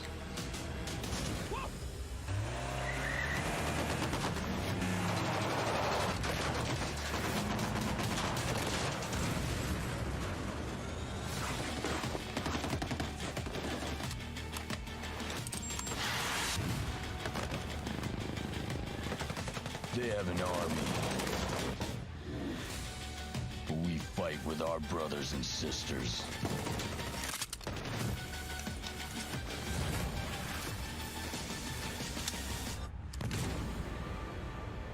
They are hungry, but we are enraged.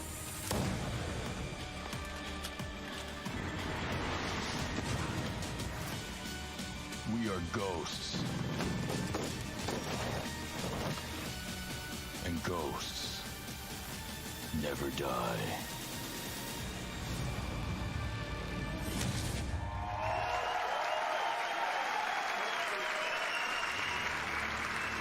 Is it really yet, Shangabeth, do you think?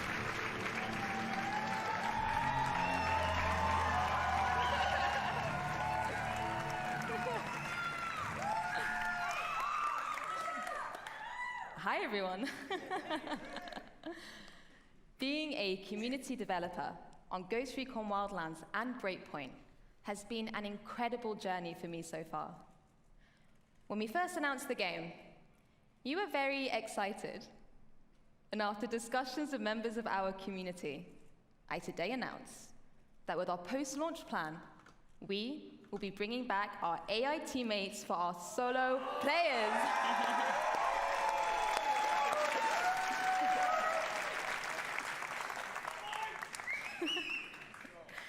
With Ghost Recon Breakpoint, we want to go the extra mile with how we engage with you.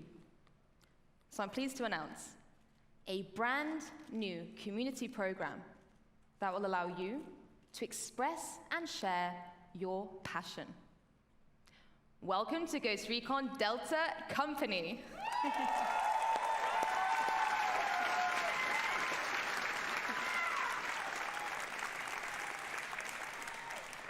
From cosplay to streaming, fan art to forum discussions. However you show your love for Ghost Recon, there is something for you in our 5 different detachments, with lots of content to support you, as well as direct discussions with our studio. So head over to our Ghost Recon Breakpoint website to find out more, and hear from you soon, Delta Ghosts. Thank you very much, everyone. I don't think this was it, though. There will be a lot more coming up.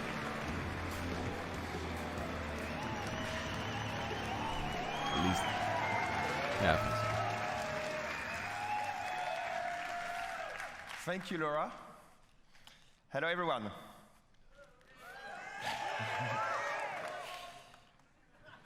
The Ghost Recon team has always taken great pride from your passion for our games. And that passion is what pushes us to deliver the best Spec Ops experience out there.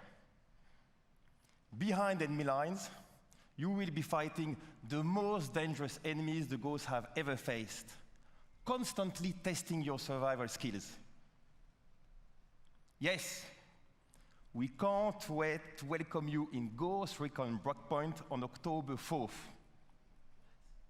And 1 month before that, our beta will be live on September 5th.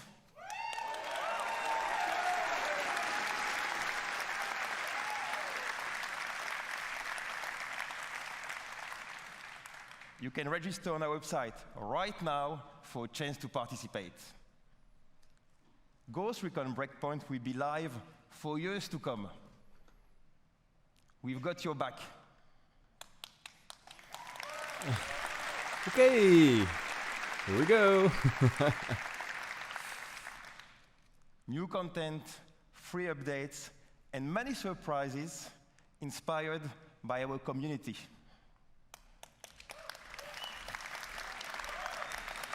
Yes, yes, like this one.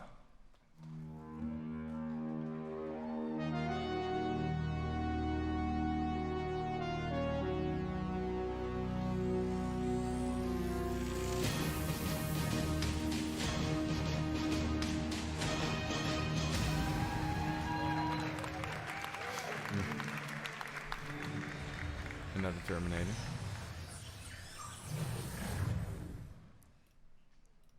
Will you survive your breakpoint? All right. See you all out there. Have a good one. God. There's always one guy that makes things awkward.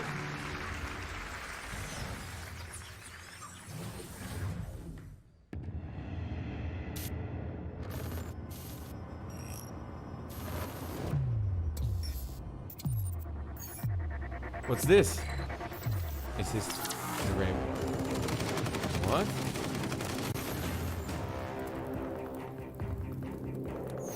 Megan, a dauntless and daring agent. She's all in, all Is this out, a Ubisoft always. Ultra game?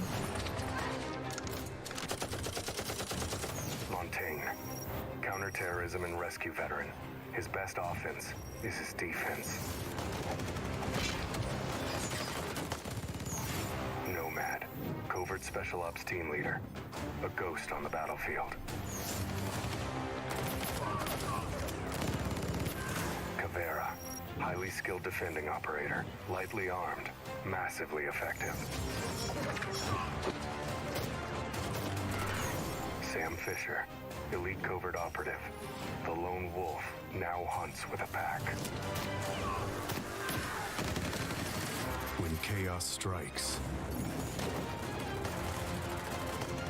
rally the specialists. Lead the elite squad.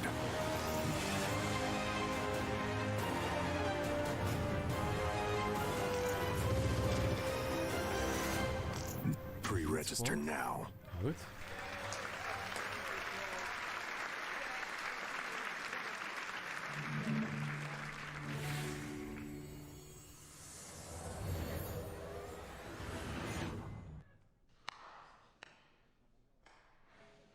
$10 years.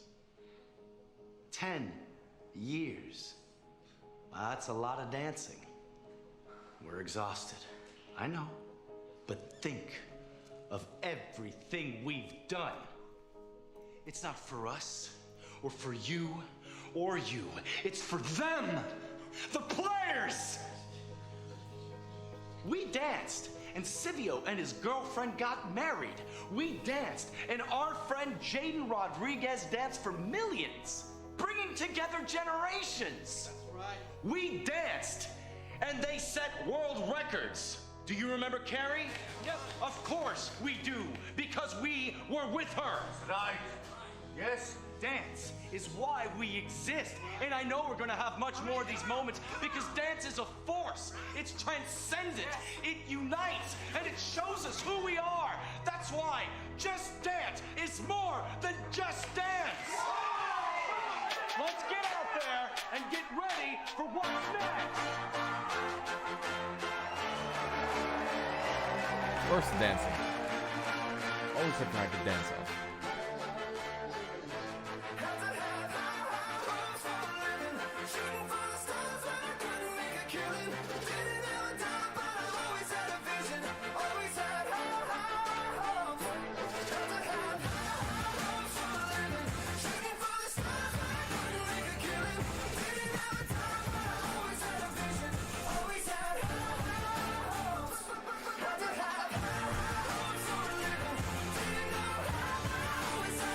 Panda.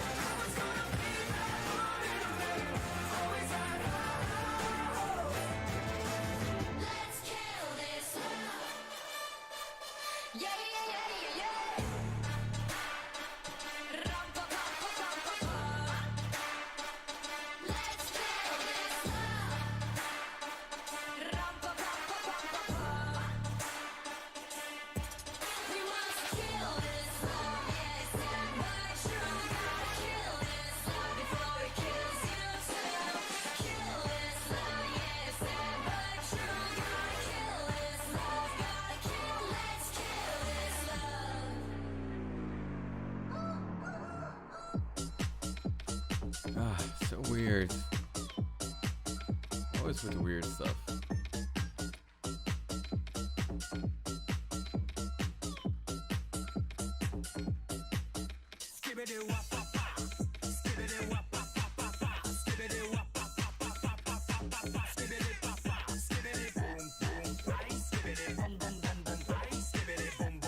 It's okay, Battlefield. Whatever grinds your gears, man.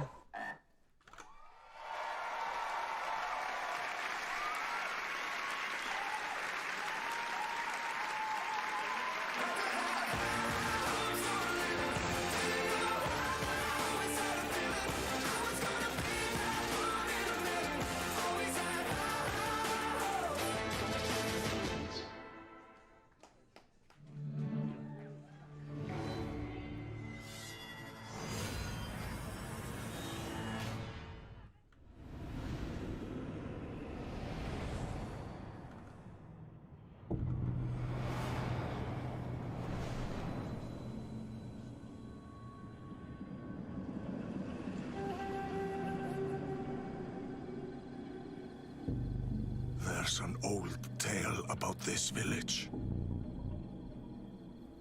A samurai came to deliver justice. But darkness clouded her mind. She slaughtered every living soul.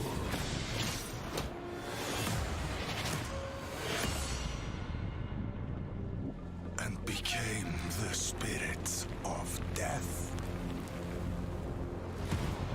Years later, we hunted the samurai in the village. We didn't believe the old tale. Not until a horror came.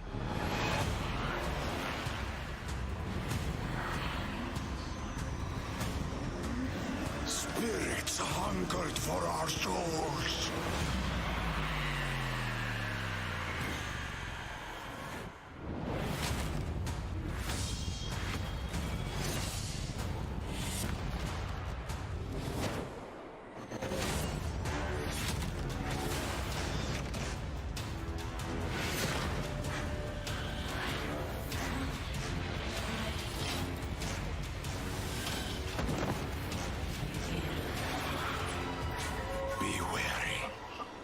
Sakura is the spirit of death.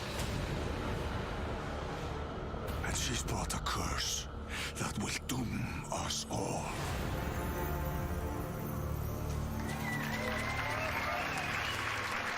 Alright, another For Honor thing.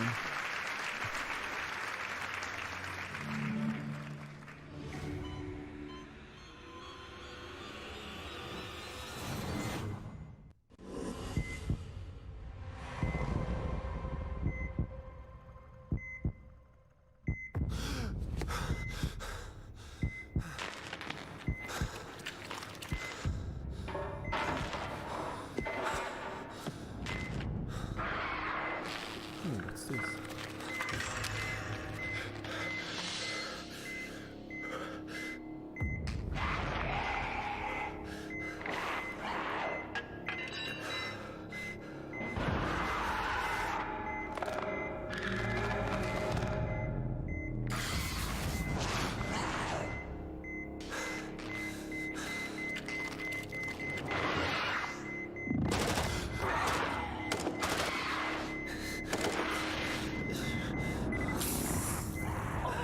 There he is.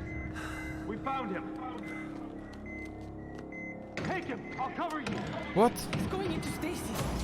Contact. Head to the Is this the rainbow thing? Woohoo! Woohoo! Woohoo!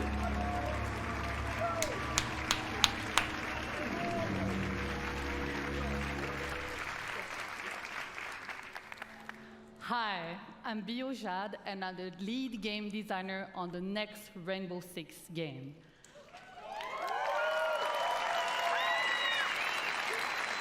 It's called Tom Clancy's Rainbow Six Quarantine. I'm part of a new team in Ubisoft Montreal that set out on an exciting new mission: create a radically redesigned co-op experience built on the foundations of one of the best shooters of this generation. What Siege is to the PvP shooter genre, we will be to PvE co-op. Whoa, that's cool. Are you guys down for some PvE stuff? Quarantine will test your tactical skills and survival instincts, holding you and your operators on the razor's edge. It pulls you together as a squad, facing off against an unknown and devastating parasite. You will risk everything every time you step into quarantine. Stay tuned and start prepping for your next deployment. I can't wait to show you more, and have a great E3.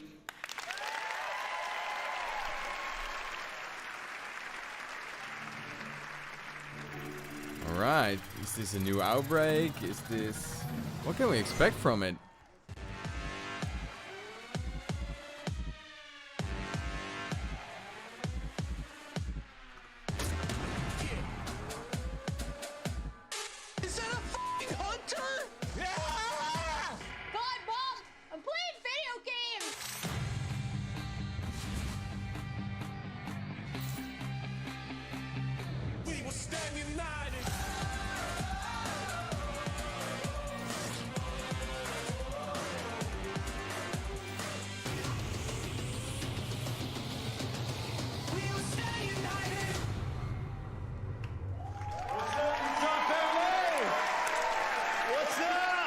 Right, yeah, there was more.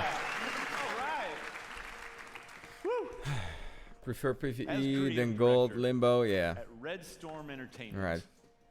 Man, There's no greater reward for me. Alright, what or did the you guys team think about the than to Outbreak see our game expansion? come to life. Well, it was and to see really our an players, expansion, it was more our event-like. star players, taking tremendous pride. Is this part of in Outbreak? being a I don't part know. Of the Division. Yeah! Yeah!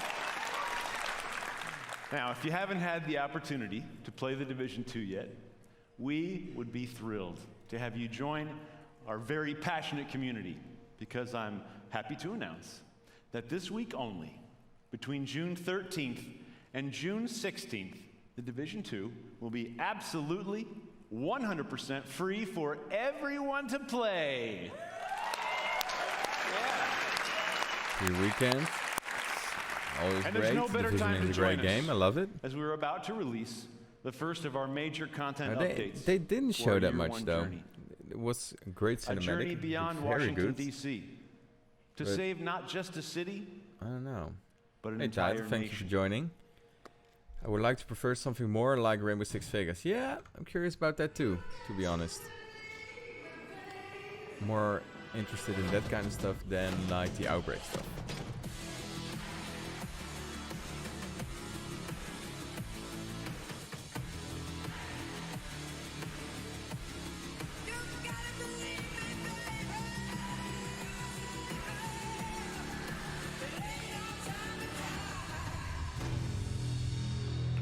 All right. All right. Thank you. Episode 1, coming in July, right around the corner. We deliver to you new main missions and a brand new game experience. So for the first time, we're taking the fight outside the city, and you'll venture deep into the woodlands to spearhead an attack on a presidential compound as you seek to bring a traitor to justice. The National Zoo is the setting of our next mission, where you and your team will hunt down the surviving outcast leader. And this brings us to our final edition of Episode 1, a place called Kenley College, and it's home to an entirely new gameplay experience. One that will take exploration, investigation, and logic to uncover the fate of a military convoy gone dark. Now, Episode 2, coming this fall, we will bring to you the Pentagon.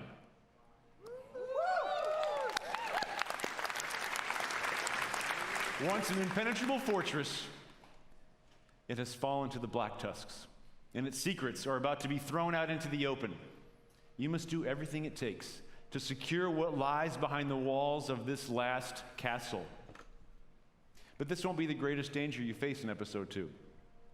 I'm very excited to tell you that our second raid will be coming this fall, bringing back intense 8-player action. Yeah! Watching you tackle the first raid was awesome, and we cannot wait to see what world records you break this time around. Now, this brings us to our third and final episode of Year 1. What if Rebirth was not about bringing the world as we know it back to life, but the opposite? Rainbow Six on Switch. One man holds Well, that that's power. something and humanity else. itself Never thought is about at that stake. though. Do you think it would be really Agents. chill to play it on Switch? It's time to engage in a manhunt.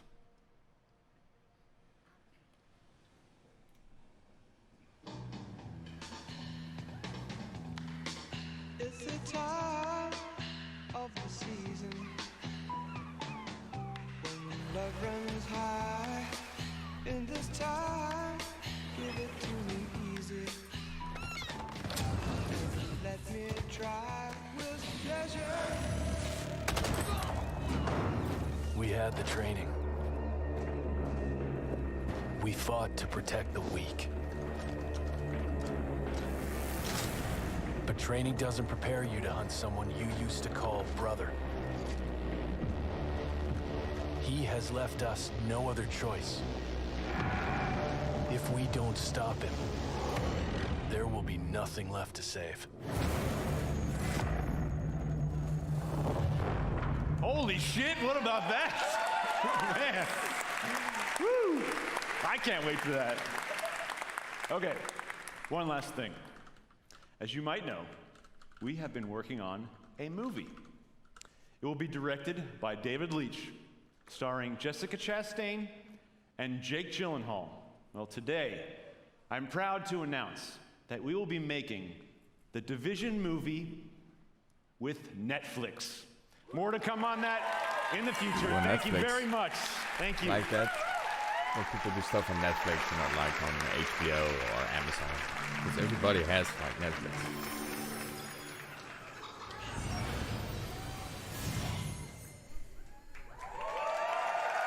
Oh my God. Wow. Hello, everyone. I'm Brenda Panagrossi. I'm Vice President of Platform and Product Management. Ubisoft has been creating worlds for over 30 years. We have the most diverse library of games, and we're about to make it even easier for you to play them. I'm here to announce Ubisoft's new subscription service on PC called Uplay Plus.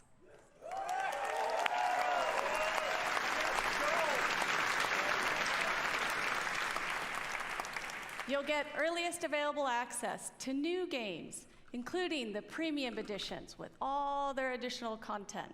And you can enjoy the depth of our PC catalog that includes over 100 games and growing. Oh, that's harsh, CCW. Uplay Plus will be $14.99 a month. If you sign up today, we'll enable free access for you in September at launch.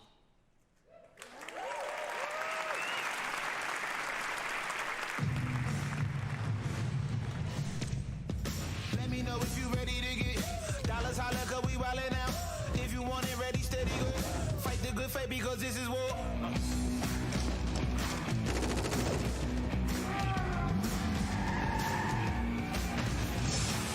Born for greatness, man.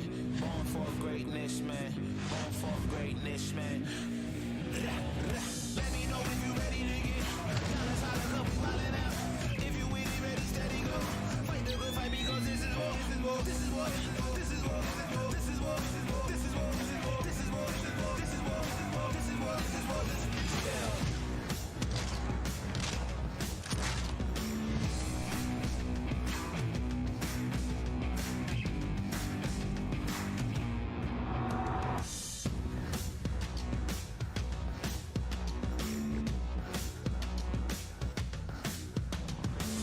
Born for greatness, man. Born for greatness, man. Born for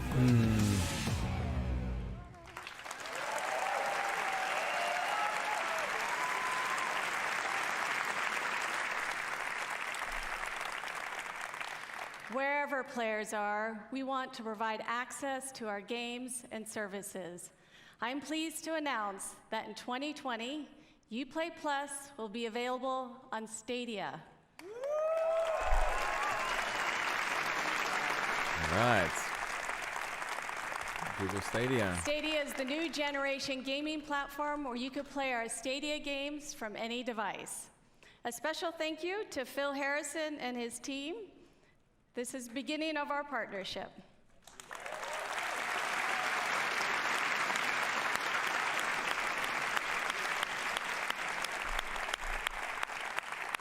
Thank you so much. Have fun playing.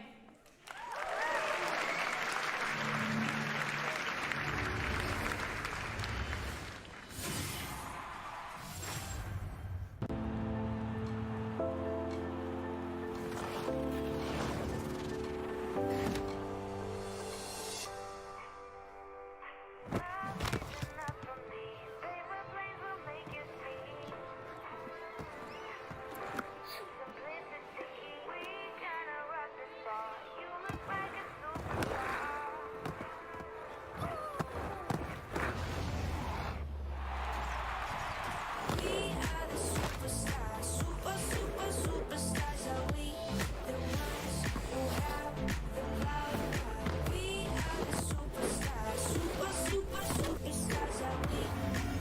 It's more dejecting. Yeah, I feel you.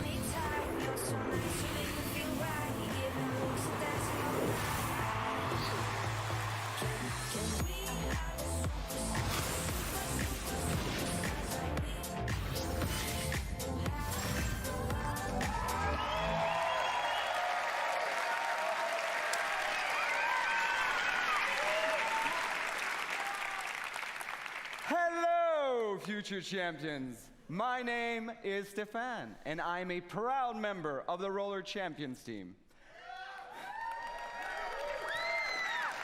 All right, come on, bring it up. From the get-go, our ambitions with this game were very clear. We wanted to create something new. We wanted to capture the intangible excitement of players preparing for the big game, the hype of team play and competition, along with the craziness of high-speed racing. So we started working on Roller Champions, a skill-based team PvP sports game that is as fun to watch as it is to play. A game in which you, the player, can create your own story as you roll up to glory. But right now I know how it looks. We showed you a trailer, then I got on stage starting my little speech. That's all well and good, but when will you ever get to play this? How about today?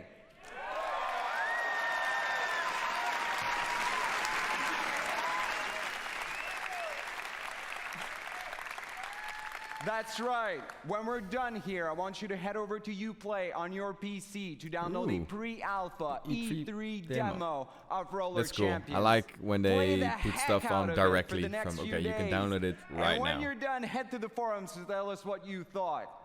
And you know what? We firmly believe that you will be screaming as loudly as our colleagues did when they first got to playtest it back in Montreal. But I can't just leave you with that. So here's a taste of what you should expect once you click that download button. Put your skates on, see you in the arena. It's like Ubisoft Rocket League. Welcome, ladies and gentlemen, to another nail-biting game of Roller Champions! Start the party, celebrate. I'm sick of nonsense. I want to elevate. Look at him go! Unbelievably fast! Remove the chain! What a tackle! Do it. If you really want to break away,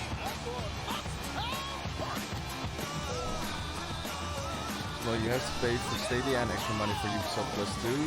Plus you need 30 plus megabytes internet speed and you can Stadia. I don't know how it works.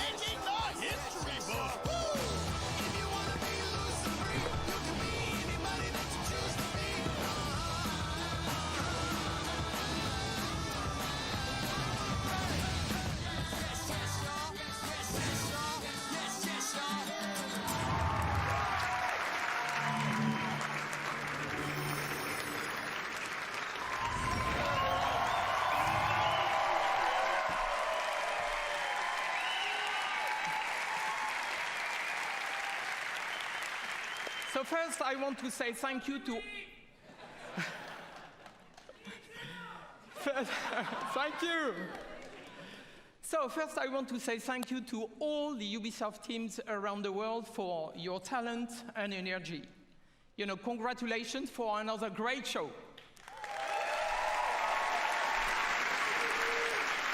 Thank you. So I believe video games have a positive impact on all of us and the world around us. At Ubisoft, our intention is to create games that will make you stronger and happier in your life. When you play Ubisoft games, we hope you will spend quality time with family and friends and meet new inspiring people. Learn more about yourself by doing, and gain new perspective on the world and help shape it. So to everyone who plays our games, thank you for your love.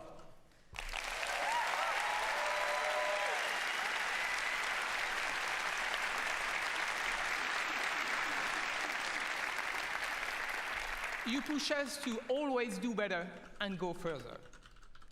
So now I'm very proud to announce a new project from an exceptional team in Quebec City. Please give a warm upload to Marc-Alexis Côté, who is coming to show you a sneak peek of his game.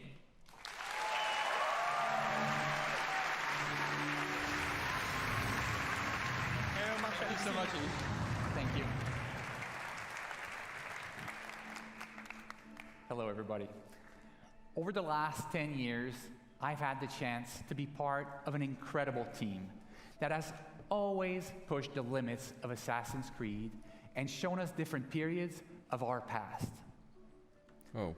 But our imagination has always been bound to the reality of the history books. These past 4 years, our minds have lingered on a different aspect of our history, mythology. The stories of the ancient gods and their misadventures have existed through generations of storytellers and audiences and have transformed into tales that we still know and love today. Now, these stories have shaped our dreams, inspiring us to build something new, something that transcends the limits that we have always set upon ourselves. Today, I am very proud to have the chance to show you a glimpse, to show you a teaser of this brand new game that we've been working on. I hope you enjoy it. Thank you, and have a great E3.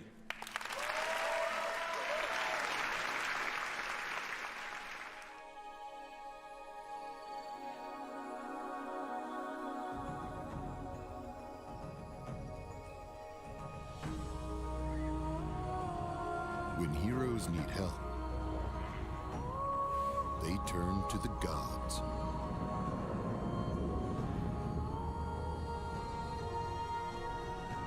When gods need help, looks like Zelda. They turn. Alright, gamer, thank you for joining. It was really cool to have you in the chat, though. Sleep tight.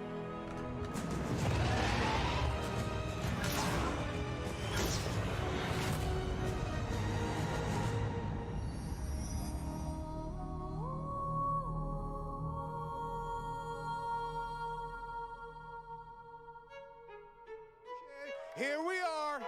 Hello, everybody. Let this sink in. Let this sink in. Indeed. Hello, everybody at home. Thank you so much for watching. I hope you had a great show. But this is just the beginning, guys. This is just the beginning. Thank you, thank you, thank you.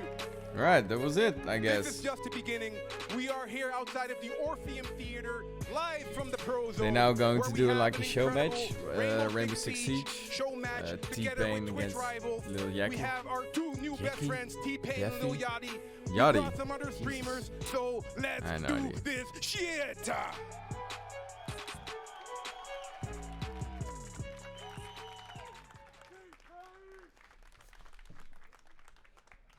Okie dokie. And we're live again, indeed. So, once again, a quick reminder, Operation Phantom Sight will be available starting tomorrow. Any Rainbow Six fans here? Ooh, I like that, I like that. Now, we are super proud, super happy to present to you the Twitch Rivals Rainbow Six Siege Celebrity Showdown for the first time. This is one of many Rivals events to follow this year. At least we hope so. If this goes well, I guess it's up to you guys at home and to you guys here. Also, we have, as mentioned, 8 incredible streamers. We have 8 of the best streamers from all over the world. Probably the best in the world. Why not? Let's go for that. And 2 amazing team guys, captains. what did you think about the Rainbow Six quarantine announcement? For hooking us up with some of the gear you see out here. Thank you guys, you're amazing. Now, the moment you have all been waiting for. The unexpected teams. Team number 1, Team Pain. Make some noise, everybody! We got T-Pain, we got Ammunition, we got B-Nans, we got Lil Lexi, and we got the Russian Badger. What's good, homie? How you feeling? I feel good. I feel good. Slightly less bloated than earlier. I'm good. You brought some friends? I did bring some friends. These are all the winners over here. So you know, this is how that works. So you know, we got Yachty here. I heard. So, I had heard. what's the first thing that came to mind when you heard you were gonna battle this man? You know, no big deal. It was like, oh, he's gonna be there too. That'd be cool. He can watch us win, I guess. Oh shit! So you're gonna win? Huh? Yeah, sure. Why not? All right. So let's call Team 2 to the stage because it's time for this. All right, everybody, make some noise for Team Yachty. We got Lil Yachty. We got Bikini Body. We got Moondai, Sacrio, and Xander LP. How you doing, brother? Y'all good? Oh man, that was awkward. Come on, you're gonna beat him, right? What's up with that? Sure. Sure. Damn. The word around town is, I heard that if NA win, it'd be the first thing they ever won. So. Oh shit! Any response to that? You know, winning once is always great. No big deal. This will probably be my first time winning anything at all ever. So you know, but you know, I'll take the one win over 10,000 losses. All right. I'll be Do you want the guys to see this? Because I'm going to keep on streaming now. To everyone, we're playing for good here. We're playing for charity. We're playing for Girls Who Code. We're Thank you, playing for Girls Who CCW. Thank you Code. for St. joining. Jude Play Live. It's very cool. So everybody is a winner here That you today. joined the chat. Yachty, you ready? For sure. Payne, you ready? I gotta poop, but yeah, sure, why not? All right, take your places, guys. Everybody, make some noise. This is going to be an amazing show match. This is going to be one for the books. All right, so we got Russian Badger, Ammunition, Little Lexi, All right, Nance. so once again, a got quick reminder, what do we Xander, have here for Bikini y'all today? We All have right. 2 teams It's not a bad consisting lineup. of 8 amazing Twitch streamers. We got the celebrity team captains, the special team captains, Yachty, T-Pain, and we brought 2 amazing shoutcasters to help us out because that's not really my thing, the shoutcast. So, shoutcasters, take it away. Parker, Caleb, what's good? It's going pretty good, Leon. Thank you so much. And we are excited to get this Twitch Rivals event underway. I'm Wavepunk. I've got Intero here. And Intero, this is your home court. This is Rainbow Six Siege. This is your thing. This is. And we're going to be showing off 2 brand new operators in both All right, Warden. then we We're going keep to be on showing going. off the new map, Cafe Dostoevsky, or well, the revamped map, Cafe Dostoevsky. And then, of course, you've got 2 great charities right now, hoping that their team is going to be able to pull through and win. They're playing for the better part of $50,000. Both charities are going to get some money donated to them today, but they're trying to get the bigger chunk going to their side of the teams. We'll see what happens here. I'm super excited to get into it, but we saw them talking about Phantom Sight earlier today, and we get to play Phantom Sight right now. Yeah, and it releases tomorrow, as they said. That's incredible. You get to test the new content Ammunition yourself. is, It's on the test server now, she's but it's live, really and everybody gets to great enjoy it streamer, though. within 24 hours. Yep, so we'll be playing a 1 match on Cafe Dostoevsky. We'll be playing for 9 rounds, better, so it's a best of 5. The first team to win 5 rounds will win. We'll be swapping sides every 2 rounds here, so that'll be pretty interesting to see how that plays out. And you got a favorite for me? You got a team that you think is going to maybe take it this time? Well, I was originally rooting for North America because, as was correct, they don't ever win anything. And I have to suspect that was probably Bikini Body who told Lil Yachty that NA doesn't win anything. But now, bringing the fire, I got to cheer for EU. Oh, really? Okay. I like it. I think T-Pain's team's got some time. I know Ammunition and her gang there. They've got a fire lit underneath them after the last Twitch Rivals event. They're looking to get some vengeance. So I'm excited to see us get into it. But they're going to be getting that match started here ever so quickly. And what sort of things are you hoping our players bring out today? This is a charity event. We're playing for fun. We're playing for entertainment here. What sort of stunts are you hoping we see somebody pull? Well, we've got the Russian Badger in the game, and we've got Bikini Body in the game. So I'm imagining that there's probably going to be some mayhem. I would just say play for fun. Try out the new content, try out the new operators. I don't know how many people know Cafe all that well. So Cafe changed, right? Right. We had Cafe before, and then they closed down. They had some problem in the kitchen. They Renovations. They renovate everything. What's new about Cafe? Well, there's been a foyer that's been added in the front. There's new bomb set on the 2nd floor.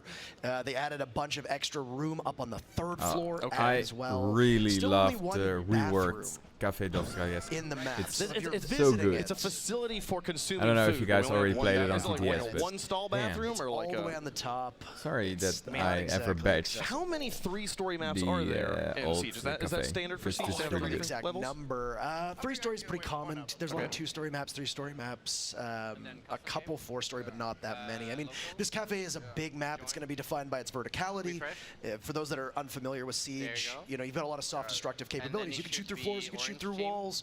You can kill somebody 2 stories below or 2 stories below you, 2 stories above you. It doesn't really matter. I love Siege for that reason. It is one of the most dynamic shooters on the market right now to date. But we also have 2 new people who are going to be playing, and there's not 2 new people, 2 new operators. Talk to me about these operators. Talk to me about Nook. So you've got Nook coming in. She's Danish. Right away, a lot of people might be frightened by the fact that her name has the O with the slash through it. She's a very spooky operator, as people have stylized. So her ability is she can go invisible to a variety of different cameras and only be detected if you're looking right at her. And it's possible that you can go undetected and sneak right into the middle of the site and nobody might be the wiser. That's crazy. She's she's a pretty interesting operator, and I'm excited to see how she's going to be played out here in ranked and casual and pro league over the next season. All right, cool. And who do we have on the other side of the operator pool here? So you've got Warden, probably one of the best dressed, actually. Absolutely. Coming from the Secret Service. Warden is looking pretty cool, but I don't know.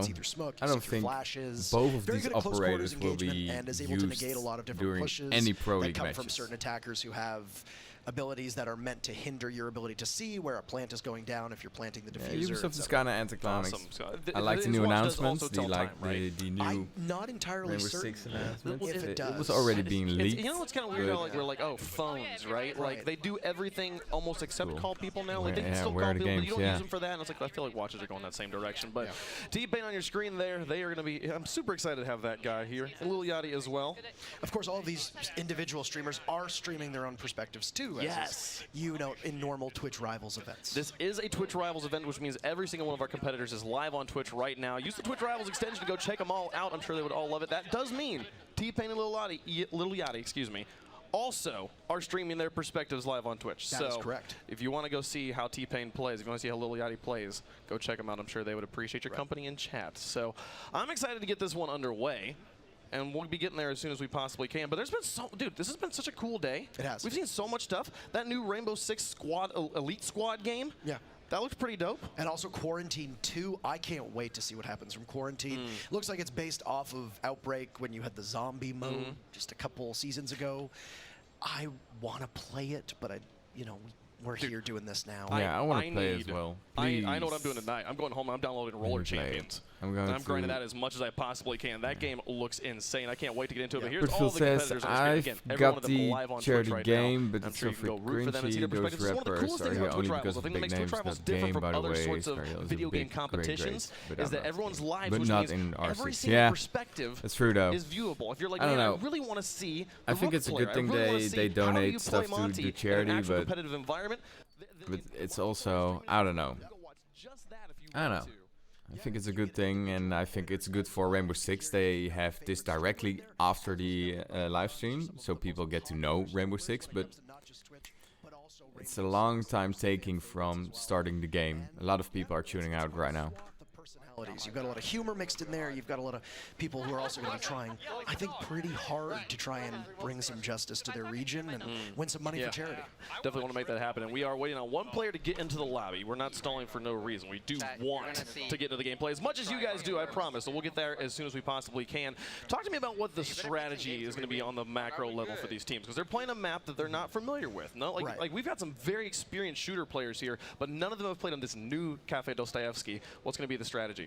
There's still some similarities to the way it was in the past. I'm really interested to see when they move into the game. You've got 2 rounds on attack, 2 rounds on defense, and then you swap, right? So because of this, there's going to be a little bit of consistency where okay, next round we're going to be defending again, next round we're going to be attacking again, which we've actually seen with the new Ranked Reborn playlist that's in the actual game itself, is that we're moving more towards like the professional settings. Okay. So that consistency in the way that they're going to play, it's going to bring, I think, a little bit of excitement when they switch sides because of the fact that they're going to need to acclimate right away. I think we're ready to go. You see the good luck, have fun's down in chat. Yeah, maybe pro player will be cool or Team 6. I don't know. I don't know about that. I would have invited Team 6. What are we talking about? Nope, just starting up the game. Let's do it. Let's play some Rainbow Six Siege. See where we go. Playing the bomb mode. And we're talking about moving into some, more towards pro settings here, but we're not getting any bans. No, so I mean, there's that Ranked Reborn playlist that exists right now, which is in the main build, where essentially you're going to be playing with what's coming to Ranked next season. Of course, Bomb is the game mode. It's denoted in the top left corner of your screen. B-Nans, and giving me the Nook. Round 1, let's go. I want to see the new stuff. No Warden so far on Little Yachty's team. I don't know if it's going to come out at some point, but you got Little Yachty going with Cav. That's awesome. She's an operator who is almost the inverse of Nook on defense. She's able to silence, snap, and sneak up on people. T-Pain going to rock the Nomad, but Lil Lexi's on the Sledge, so I am fully Team T-Pain this round. I want to see the Nook win. I want to see Sledge walking through walls. I'm excited to get this action on their way. This is a good destructive combination from Team T-Pain as well. In the middle of the operator loadout, you see Anne running with Finka. This is an operator whose ability gives an adrenal surge. It negates any recoil you might have. It gives you a little bit of health boost. And she comes equipped with frag grenades, which, as well as you can see with the Sledge and Little Lexi's hands, will also have frag grenades. So lots of explosive power here. The real question mark for me on Team Pain is going to be Russian Badger going with the recruit pick. Not exactly an operator that you see a lot of play with. Dude, I love him. He's going to be bringing out the memes all match. I can just feel it. Starting with the recruit. So this is actually one of the changes that we see to Cafe Dostoevsky here, is that This the guy's site always on the memeing, first though. floor has been moved into the kitchen instead of the front of the bakery. So, well, you're going to see some pretty quick action, because it does appear that with the first Finka boost going off, Russian Badger is already at the finish line, just inside of the kitchen, and he's got a shotgun, and he's going to start things off, and oh no, it's Little Yachty, the first one to fall. Xander finds the trade, but Russian Badger, another one on the moon die. They're just in. They're in the building right now, and T-Pain is looking for his first kill. He's going to be having to do some heavy lifting here. Doesn't pick the best opportunity to reload. Oh my God, he got him. Wait, what? Back at an even 2v2, and all this action taking place in the first 45 seconds. Lil Lexi cleans up Sacral, and it's just Bikini Body left alone. T-Pain still up. Can he get the final kill? Oh, I didn't realize. Bikini Body being careful. Gotta sneak around. Lots of patience. You can see in the bottom right-hand corner the diffuser being planted. That's the objective here. It's in the corpse of the Russian Badger. Yeah, he's giving him a pillow. There you go. No, you sleep just fine. And now Bikini Body has to work against this timer. So in the top of the screen, you'll see that the timer is going to slowly tick away. 2 frags that will need to be found for Bikini Body. He's not going to be able to make it in. It's that Sledge you mentioned of Little Lexi. She's going to cut Bikini down. But T-Pain will take the very... He's doing a victory lap. He's going all the way around. Feeling pretty good. Thank you very much. Let's go to round 2. So it was shown right away that with the Finka pick from Ann their idea was to just get into the site as quickly as possible. And when you've got a shotgun in the hands of Russian Badger's recruit, well, you're going to do an awful lot of damage up close, and that's exactly what was intended. And it worked out quite well. Poor Bikini Body left all on his lonesome. He did his best. He tried. Little Lexi and Russian Badger doing the majority of the frag in there in round number 1. A fuse pick here in round number 2. We're actually going to see the second bomb site, the new bomb site that's being added, which is the reading room and fireplace hall. This is going to be on the second floor. Originally, Cafe Dostoevsky, in its previous iteration, only had 3 sites. Now it's got 4 bomb sites. And this one has some similarities with the dining hall, but the reading room is going to be a new place for teams to be able to plant that diffuser or defend against the attackers coming in. Nobody want the free t-shirts? Nope. Dude, free t-shirts. You gotta take the free t-shirts. Everybody people. gets a souvenir. Twitch Rivals branded this time, That's of course. Get your E3 2019 t-shirts. They all came back. For those that are unaware, that's Rook. As you mentioned before we actually started the matchup, he provides some bulletproof armor just to be able to give people a little bit extra peace of mind, I suppose, when they get shot at.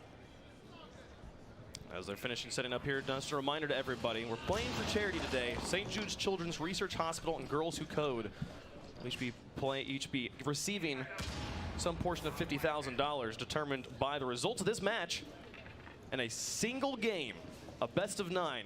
First of 5 rounds will take home the victory. But there's no losers here. No losers. No losers at all. Except for the old cafe. No, poor old cafe. Poor old cafe. No, not poor old moment of silence for old cafe. So a little bit of a slower attack. Give me the moment of silence. Fine. Whatever. Let's go. There's a match to play. Sacral on the Mozzie here. Got a new operator as well, but not the newest anymore. I don't know if this is a spawn peak. No, it actually just looks like once again, Team Pain trying to send us home early. Russian Badger with the shield out, not going to be using any of his possible explosive charges from that cluster charge. He'll just keep moving on in. Bikini Body finding his second kill. Nobody is able to get away from this MP5 as he guards down the stairs over by Reading Room. Bikini Body, the only one to find any frags. Oh no! Lil Yachty in the corner. Lil Lexi says goodbye. Fuck this shit, man. These folks trying me, man. These folks trying to hold me. T-Pain falls now too. What? Quick start for T-Pain on round number 1. Not going so well here, but he's got 2. No, cleaned up by Xander. It's our boy, the Russian Badger, last alive. And he is a Russian operator in Mother Russia. He's already gotten 1 kill with the cluster charge. There's still 2 more to go. That shield. It's going to stop most of the damage in the PMM pistol that he has in his hands. It packs a real punch as well. Yeah, but they know where he is. So he goes for a long flank.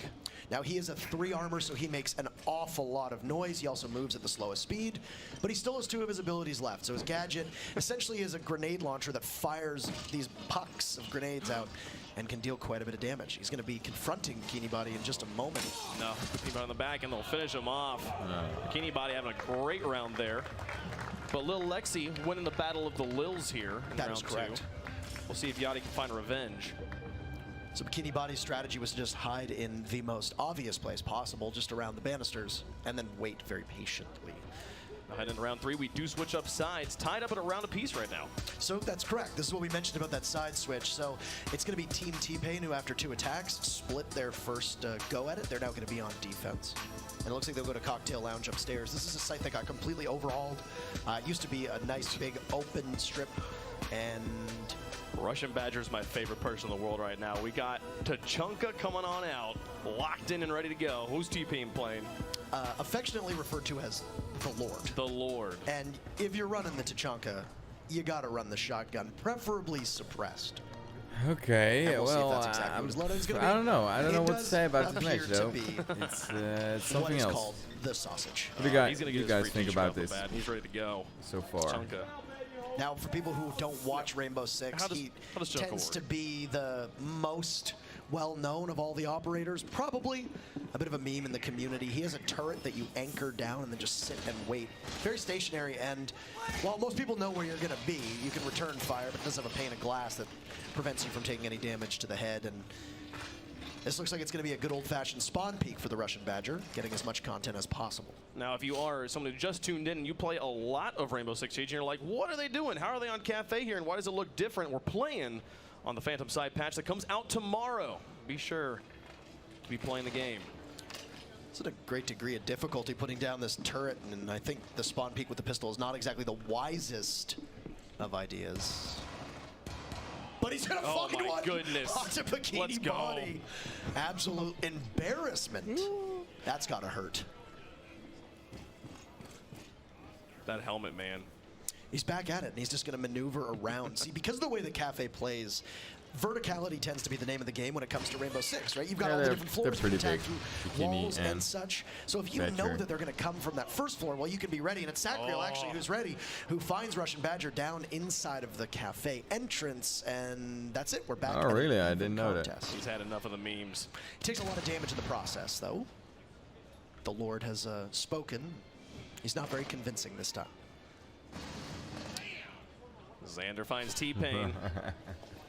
You're T-Pain in the back. Like, never thought you would have said that, eh? You hear T-Pain from the stage. Not happy about it. The return fire from Lil Lexi. Dropping 1-2. No moon die. Evens it up. No spray transfer there. Now it's Ann on the flank, avenging her teammate. Down goes Moon Die, but traded back once again.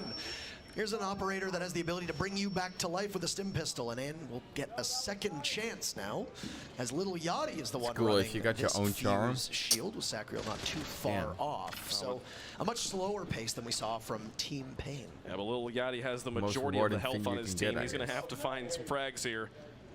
He's going to have that shield for extra measure if he needs to, but Ann is holding this new angle of the newer part of the map that has been added. Having to fetch that diffuser is the primary goal, and while she's waiting and taking an awful lot of damage, she's going to be on essentially 1 HP with Lil Yachty coming around, but traded off, and Beanhands will silence him. drop that bitch ass nigga though. Gotta be happy about that one. And now the 1v1. Sacriel in a tough situation. He's just a gust of wind away from his demise, and Blackbeard will have a face shield or a rifle shield equipped at some point. He doesn't have the diffuser either right now. That is correct. In 45 seconds. So there you go. He picks it up. He'll have to get into the site, which means he's going to have to cross the line of sight that Beanans is holding inside a piano. He might be able to do so. And just to work around the second pillar that's been added now, but I don't think Beanans is too aware of where he is. Shooting the ADS down, Sacriel will now move on in, but the marks that are coming out from the cameras that are existing in the map, and Beanans will finish it off. T-Pain will retake the lead. Yeah, he did. Beanans rocking her own charm that's in the game. Ubisoft actually announcing this morning that there will be new creator charms coming out, so feel free to take a look yourself. 5 new creators will have access to their charms in the game, and then all the old content creator Twitch charms are available as well. Find a way to play it. Play the game tomorrow to be able to get involved with the Phantom Sight action. You enjoy this Cafe Dostoevsky. Play the game yourself. I like that Little Yachty takes his time to figure out exactly what he needs to pick to round out his team effectively. It's an important decision. The ultimate support player. He picks the operator that will help his team the most. And this time, it's going to be a Ying, an operator who throws out flashbangs that can be particularly annoying to deal with. Warden is a great counter to her. We haven't actually seen a Warden yet so far in this matchup. We've got T-Pain on the Ella. Tell me about Ella. So Ella is a very interesting operator. She has gone through a variety of different changes, and right now she's fast. She's a 3-speed. Right now there's 3 speeds that you see, 1 speed, 2 speed, 3 speed, in correspondence with the armors as well that we'd mentioned, where there's a 3 armor, which is the slowest, 3 speed, of course, being the fastest. And she's got a weapon that is very good at taking multiple engagements at close range, but anything farther away, well, there's a lot of damage drop off. The recoil's very difficult to control. But because she's a 3 speed, she can maneuver pretty quickly, and she's got traps that will disorient your view and slow you down too. Now, this is going to be interesting. This is called the Hall of Mirrors strategy. So Russian Badger's going to throw out 3 decoys and then try to get a kill, and he's going to do so on Xander. Take your pick. The decoys that are thrown out by Alibi make it look like there's an enemy outside, and you have to choose which one it is. In this case, for Xander, not exactly the best, but down goes Beanans to Little Yachty, and it's a successful entry from the Ying here. An early kill for Little Yachty as he's on the prowl for more, but he's not going to find it. Ammunition puts him on the ground. And that'll be the lead back for T-Pain's team. That's unfortunate too. That's a lot of utility, as we refer to as 2 operators. Thank you, Normie, for joining the stream. It was very cool. Are incredibly thank you for your input in the chat. And well, maybe I'm going to stream another time because I really enjoyed it with you guys. So, see you, man. She's got 1 kill so far. She's got to hunt for more. She's got this. It's been a good comeback here from Team Yachty, who had shown a little bit of, I suppose, reluctance to push quickly. T-Pain's team didn't really have that same issue when they were on attack. Where's she going? Outside library in the hallway by laundry. 2 of them fused. 2 people in this room. Do they know where she is? Here's the first one, and it's going to be finished off. Sacriel closes out the round. Difficult to go up against the Blackbeard, as you can see. He's got the rifle shield. It makes it very hard to hit in the head, obviously. It'll prevent you from dying to a headshot, and Ann just didn't really have much of a chance there. And, well, it's not going to be a blowout either way. We're tied up 2-2. We're going back and forth right now, and I'm interested to hear how the players are talking. Cool, can't wait, man. To hear what the comms are like on these teams. The beauty of Twitch Rivals. Yeah, you get to tune in. We can listen in, and just a reminder, every single one of these people live on Twitch right now, go check them out. I'm sure they would love your company in chat. This is an even nail-biter of a game. Russian Badger on your screen, the meme sure about so far. that nail-biter thing, though, but... Not exactly a meme operator at the moment, though. Another Nook pick, but we don't have any, haven't seen any of the other one yet. So, I like that we're seeing a lot of this site, by the way. It's good to show off the new addition to Cafe, and for people that have played this map, having a 4th viable bomb site is incredibly important for its balancing perspective. This is a trap operator. Basically, you lay down these little studs on the doorways or windows, and if you walk through them as an attacker, well, you take an awful lot of damage. They get all set up. Once again, on a support operator for Little Yachty. Man, he is such a team player. We've seen a few shield operators, but so far no Monty. Very noteworthy operator for Bikini Body on Clash, popularized a strategy where you put the shield Two, on your back and then Team quickly pivot Pain around. against Team Yachty. So the shield absorbs all the bullets, and then, well, So you're far, able to Yachty do had some damage with a gun in your hands. okay gameplay. Each other. Oh man, well, I'm ready to hear. I want to hear what the players are doing. Let's listen in to T-Pain. Oh, they put a captain trap on there. That's not good. All right, mission abort. I'm screwed. Mission abort. Do you want to drone? That's Capcan. Okay. Oh boy. They were holding library last time. I'm there. Oh, that's real close from Mammoth team. Oh, I downed her. Good one. Good one. Good one, T-Pain. That's all you. Can't see anything with this. Oh man, T-Pain finds the frag. The Clash down. Shield's no good. No, a little bit of cheekiness from Bikini Body didn't really work out all so well. T-Pain taking so much damage in the process, though, so. And on one of her favorite operators here on Jackal, not enough time to put an optic on it, but there's Moondie falling on red stairs, and now Ann will just continue to charge on up. Not too far off as B-Nans, and they've taken an awful lot of damage. Nobody on T-Pain's team right now, other than little Lexi, are at full HP, so a couple bullets here could stop all of them in their tracks. Ooh. Xander looking for shots, and he'll find them. Ammunition sent down. But I think there's one more on red stairs. T-Pain. Rough on health right now.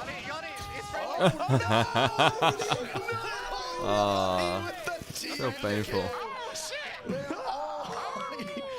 Helping the enemies, and a sleeper agent apparently in Lil Yachty is now once again the battle of the littles here with little Lexi just waiting patiently. You can shoot through those walls, so if Little Yachty isn't aware, oh no! Don't know what he was trying to do, but gunned down by Russian Badger. They're gonna come in A. Russian Badger finishes him off. Make this game on A. Friendly shooter fire. Why the fuck would they do that? Yeah, right there. Sacriel. That make no sense. Yeah, they're in there. They're in there. Now in the 1v3. You have an impact. You have an impact the wall. This is going to be difficult for him to do, but look, once again, Team Pain's team are so low on HP. Looks like he'll be able to cut down Russian Badger, gets him down. So low! But not out, and he's going to crawl around on the ground, but T-Pain! What antithetical performances here in this round, but Lil Yachty's going to bounce back. Look at that! Let's go! The dab for the win. All right. T-Pain feeling good right now. Yeah. Just be more careful.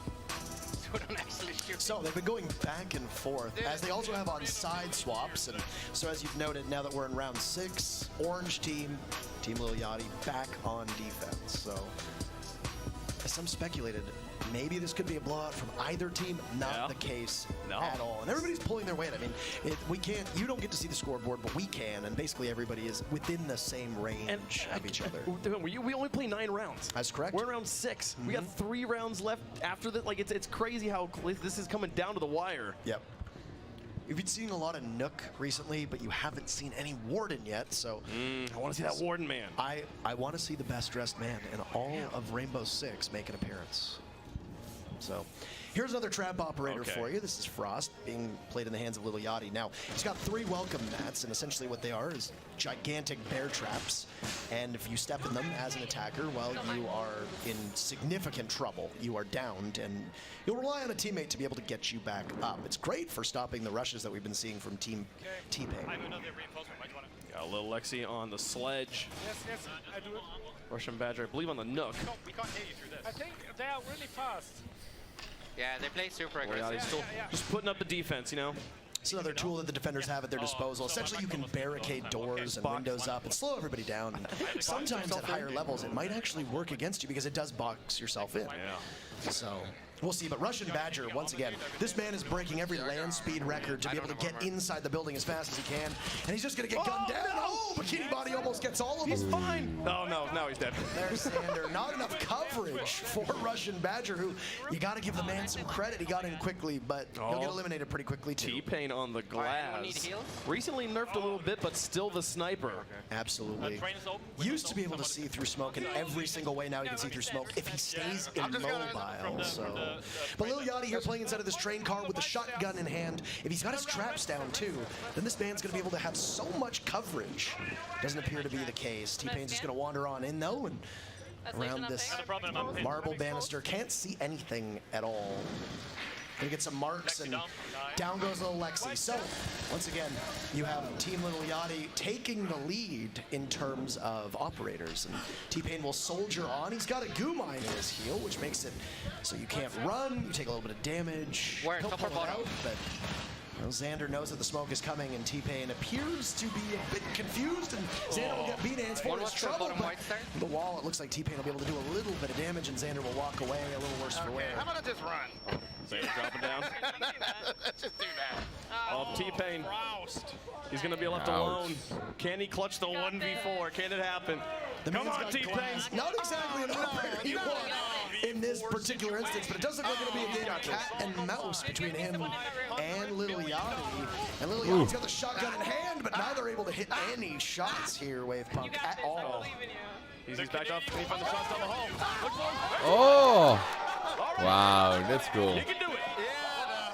Absolutely beheading Xander. He'll have to grab that diffuser too, but what a beautiful shot!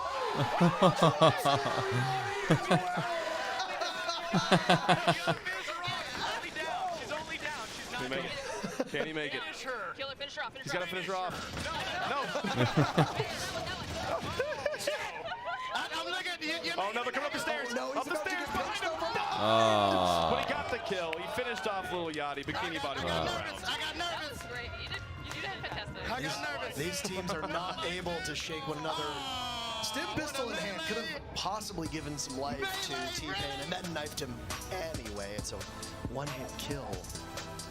And we're back tied up again. I feel like we've been saying this every round. It's been every the max lead either team has had has been 1 round. No team has led by 2 rounds yet. Right, they have like 9 rounds.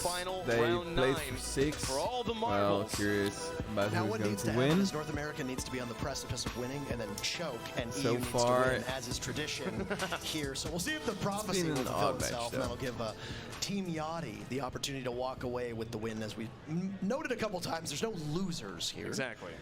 This is for charity, so everybody walks away a winner. But there's bragging rights, and when we live in the era of social media, bragging rights are really It's Twitch rivals. It's about the rivalry. That's man, true. You know, everyone live on Twitch right now and playing for a good cause, looking to raise money for St. Jude's Children's Hospital and Girls Who Code. That is absolutely correct. So 2 very good charities as well that are, I'm sure, have a vested interest in their team prevailing here. So Where the hatch?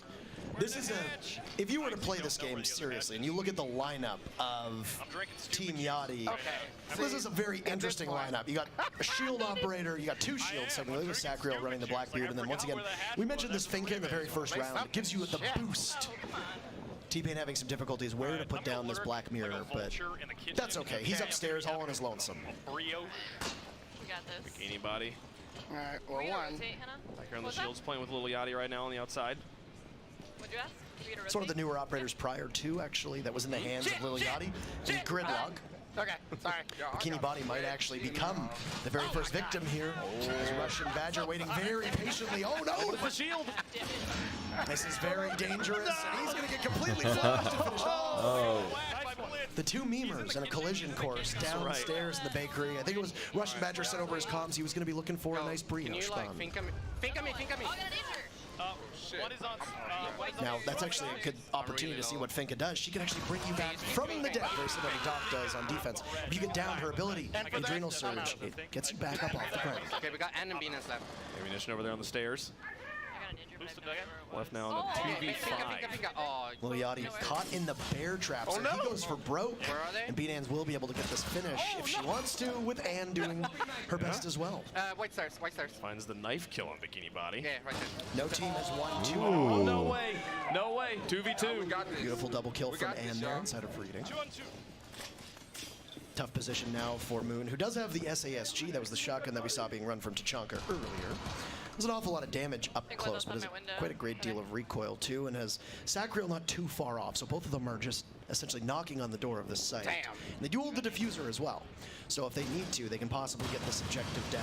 Where's that? That's where it's going to be very important that Anne and B-Dance can stop them. Okay, then reload then. Could have swore.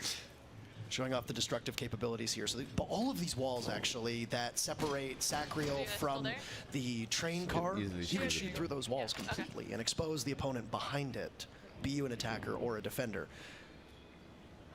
Awful lot of patience there on red stairs, though, just essentially waiting. And Moon will go on drone, something that really hasn't been happening all that much in this matchup. You will drone together anytime if you need to. Yeah. All the technology and finds one. Nice. A headshot on the Moon die. And now Sacriel all alone on the Blackbeard. The double team. The double team. Big time. It's just the wall bangs for days. Well, Moon opened up all these holes in the wall, and it's actually working against Sacriel now because his position's been given away. He has only that one rifle shield left, which means he can absorb some damage with it, but it won't really be all that much. And Binance has a reinforced wall that she can play behind, so she's going to be completely impervious to any damage. Wow. And once she pops out, she can get it. And T-Pain's team will once again take the lead. They take round 7, and they are now on match point. It's best of 5. They've got 4 in the bag. They need one more here to get the victory in our celebrity showdown. Who's it gonna be? Do we go to round 9? You think we're going and bring it back? I mean, like I said, the prophecy is EU needs to win this one, so you gotta have Team Lil Yachty win it. And then they need to do something they haven't done so far, which is win 2 in a row. Break the hearts of North America. Play the Warden. Bring the Warden out. Last opportunity to do so. Probably won't see it. I don't know. With everything on the line, the Tachanka's I'll take a Tachanka. Tachanka sounds pretty great. T-Pain, where you going? What are we doing here? This is the little Yachty strat where he waits until the final moment and picks an operator that is so crucial. The Castle. Castle's a very good operator here on Cafe. His ability is essentially to close off doors and windows with a barricade that can only be destroyed either by meleeing it a set amount of times or with explosives. So exceptional at slowing down pushes, similar to trap operators as we mentioned earlier. T-Pain's team 1 round away from winning this. If you're rooting for Lil Yachty, make some noise, give them some support. They need all the energy they can get. Lil Yachty on the drone right now. It's like 5 claps. Hey, you know what? There's 5 people rooting for him there. Everyone's just shy. They're still just lost in everything they just saw in that press conference, man. Yeah. This is Tachanka on his turret. Some renovation work being done here, and Xander knows exactly where Tachanka is, so you have this preparation phase, whereas an attacker, you know exactly where the defenders can be, and all it's going to take is a quick little mark here, and Russian Badger is going to be found out, and he might not be long for this Earth. I don't know, man. You might not like peak performance. You might not like. Wow. He got him. This is peak performance right here. Xander knows where he is, and he won't be too much longer as Bikini Body does finish him off. Oh, the Moon Dive finishes off T-Pain. So there you have it. You need Lil Yachty's team to win here, and Thermite Shotgun is an interesting strategy, but if there's anybody who plays support as well as Lil Yachty does, I think he's going to be able to accomplish something with his team. This one. So they have to get all the way up to that 3rd floor, and because Cafe is so vertical, everybody on attack has access to rappels. They can rappel up to the top of the building, and then, as you can see from Bikini Body, you have hatches that you can drop down when you are on top of the map itself. Albano looking to do some scouting after dropping the fidget spinners. So Thermite's on the roof. They're droning out. Yeah, they're droning out. It's a bevy of barbed wire there just to slow down anybody who does decide to drop through that hatch. And the assumption would be that if you're a defender, you're going to be watching that hatch because you know it's opened up, you'll hear it. The camera's now mine. It's telegraphed almost that somebody is going to drop at some point. It looks like Sacriel might be the one on deck. We don't quite have a view on. They sent all 3 players up top and they're dropped straight in. Now taking a walk up, Lil Lexi finish off Bikini Body. And now it's all evened up, 3 apiece. So we said, you know they've opened the hatch. The moment that they drop, they're possibly sitting ducks. And Lexi has this ACOG on her MP5. It's going to give her a lot of range to be able to gun anybody down. Yes, she's pinged. I think Sacriel knows actually where little Lexi is. As you can see the red mark on your screen, but there's a lot of hesitation here from Sacriel to actually drop and possibly take that fight. Yeah. Should I drop? I mean, it's gotta be scary, man. Dropping in. You've got B-Hands and Munition and Lil Lexi, the death squad on the other side, but he's going straight for the plant. Lil Yachty didn't try to make it happen. I think they know he's on it. Saw the position, and there you go, she'll get it. But the plant is down. And that's it. They've cleared everybody out. All you need to do is grab the diffuser, disable it. The win. For the victory. Lil Lexi and company gonna clean it up. And Ammunition. No, did she? The team backs on the teammate as they finish it off, and that is the victory for Team Paid. The first victory for North America. Look at them go. Years. Wow. Make some noise for Team Pain.